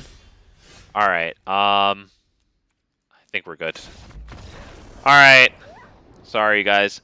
I kept the 2-landers. So I think what I'm going to do here is I'm going to play like 1 or 2 more games.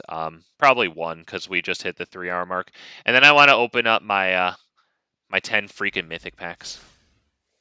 God, I really want Monastery Mentor, Invasion of Tarkir, Vorinclex. I guess some more copies of the swords could be pretty cool. Maybe like that Ojutai dragon. And then from the battle pass, I want like the mythics from the Aftermath set. That's what I want. And everything needs to be perfect and exactly what I want. Oh, we're going first. Hey! This guy's name is Because Troll. You know he has a lot of friends. Just saying. That's how you know. Just letting everybody know that he's pleasant to be around. He did drop green, though. Maybe he bumped his head.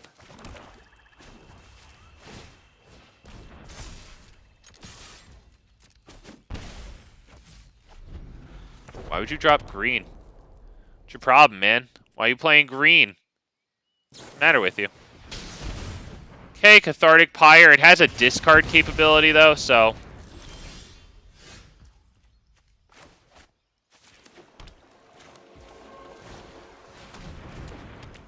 Since we don't have another land for Archfiend of the Dross or Sheoldred next turn, Sheoldred might be better.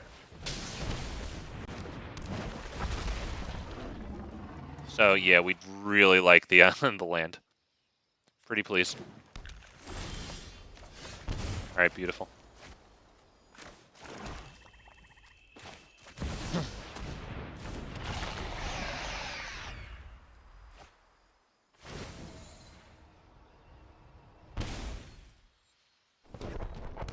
If they have it, Tail Swipe during their main phase will make Topiary Stomper a 5/5, and then it can fight and die to Sheoldred. They have a lot of lands now. Aw, I'm sorry to hear that, Hillbilly. I'm sorry, man. That's not what you want to hear. Let's hit Sheoldred on them. It forces them to sacrifice Topiary Stomper, but since they do control 7 or more lands now, it's really not the worst thing in the world to get rid of that thing, because it is a 4/4 Vigilance. Okay, they opt to not lose any of their lands here.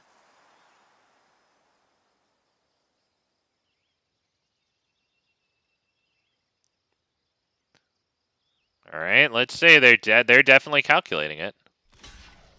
This brings them down to 7 capacity for mana. Still enough for, like, Titan of Industry.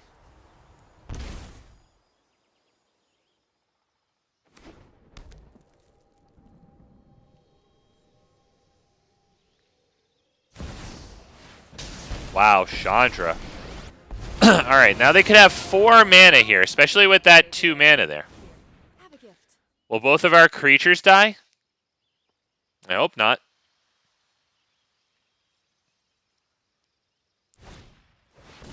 Wow. Yes, they will. Not bad. Wow. Wow. Alright. Not bad there. Okay, so, we can force them to sacrifice that Planeswalker here. It's annoying that we have to use both of our Takenumas like this, but it gets the freaking job done.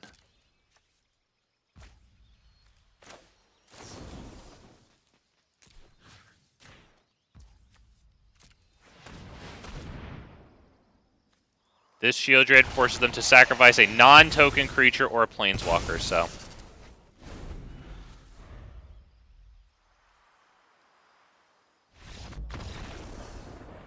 Because troll! Because troll! Alright, Hillbilly, I did make a pretty good equip... Ooh, right, there was somebody who did some stuff with equip. I forget what it was, obviously I don't read the freaking cards, but I did read a few of the, you know, the spoilers. Man, cool, dude. Cool, dude. Good for you. I would ask you what you used. You can say it if you want, and you want people to watch your thing. Go for it. But like, I'm not going to be able to make like meaningful conversation with you because I'll probably know what none of them are. At least if they're new cards.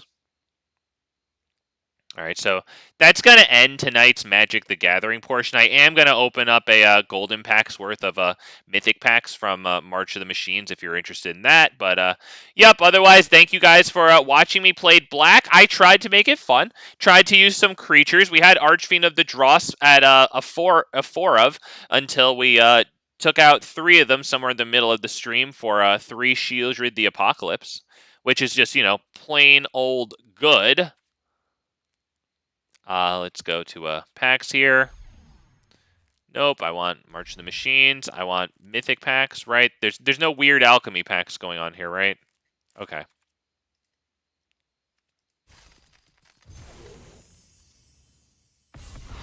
Oh, and my golden pack. I get golden packs. Alright. Give me my packs. Gimme, gimme, gimme. We're going to open them one at a time because this one has the Multiverse Legends. And I want to see what we get from that, too. Alright. I want, like, Shieldred Whispering one, or, like, the old Urabrask that gives haste and makes your opponent's creatures enter tapped. I mean, it's a cool control-y card if you're playing that, but, like... might not see me using that one too much.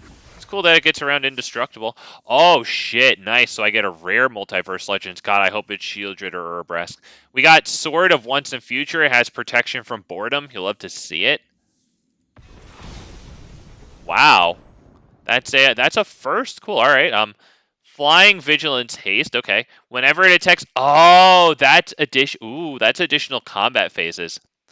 That might be a commander on Big Fat MTG because I already have a few additional combat phases thing. The Zariel Planeswalker, Morag, the 6/6 Minotaur with the landfall extra combat step. Oh shit. And I know there's another red-white card that has a extra combat step. Possibly 2 more red-white cards. Wow, that's huge. That's awesome. Wow, you love to see it. That could be a freaking commander. Here on the worst Magic the Gathering stream. Another Azuri. How do I have 4 of those? Or more than 1, I guess, not 4. Never mind. Do I have more than 1? I don't want more than 1. Archangel Elspeth. Fine. I mean, maybe that opens up new deck building possibilities. I don't know if I have 1 or 2 of these now or 3 of them. It would be pretty good with Tribute to the World Tree because it puts in 1/1 tokens, right? Yargle, cool. Alright, a Vorinclex. I think that's my 3rd Vorinclex, so that's pretty good to have it in green Stompy.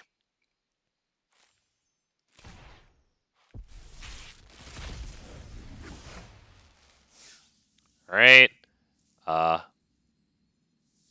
Whenever you cast your 2nd spell each turn, look at the top 3 cards of your library, put 1 of them in hand, rest on graveyard. Oh, this is reanimation. I would assume, right? You want to make use of putting things in the graveyard. Simone and Pumbaa. Okay. I don't really want that. Where's my Invasion of Tarkirs, please? Pretty please, Invasion of Tarkir. Smellish corn. Alright, fine. I guess you could do a lot of creatures with this. Maybe tokens, right? The Mondrax in Standard too, I guess. Alright, not exactly what I want. Where's my Invasion of Tarkirs, please? Pretty please. Ooh, a rare Multiverse Legend, yeah. Yarrick the Desecrated. I have the one already for use in a Historic Brawl. Fine, whatever. I have that now. It's a cool looking card.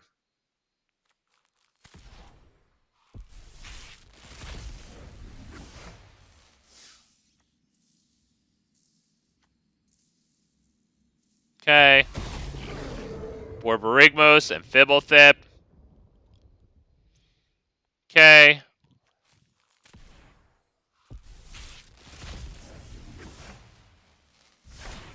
And the last one is Kroxa and Kunaros. Okay. Well, give me my golden pack. Okay, not the bad. I mean, Breach the Multiverse is pretty cool though. And this gives us a 4th Sheoldred the Apocalypse. I feel like 3 is a pretty good number to have, unless I'm running Mirror Box. I do have 3 Mirror Boxes. Because, I mean, if you have a lot of Sheoldreds on the field, it might be pretty cool to get, like, a huge penalty on your opponent for drawing stuff. So, Mirror Box with a bunch of Sheoldreds might be an interesting thing to do. It might be. Especially if I can find a way to get both players to draw cards. Like, 4 of these, 3 Mirror Boxes. Junji's maybe. I don't really know. All right. Well, I think that's going to be it for tonight, guys. Thank you for watching me in my attempt to make black fun. I think my win rate suffered because of it, but nevertheless, I really enjoyed playing those cards, and it's a lot of fun, and it's very satisfying to reanimate Phyrexian Fleshgorger SAS 7/5 or bring back the Sheoldred 5 and kill people's planeswalkers and shit like we did in that last game, which we lost. So take care of yourselves. Wait, did we lose it? I don't even remember. Fucking who cares? All right, take care of yourselves. Take care of each other. Thank you guys for being here with me. We might play more Standard tomorrow. We'll see what I feel like doing, okay? So please like my stream. Thank you very much. 6 p.m. Eastern Standard Time. Same place, here tomorrow. Bye-bye, everybody. Please like my stream. Pretty please.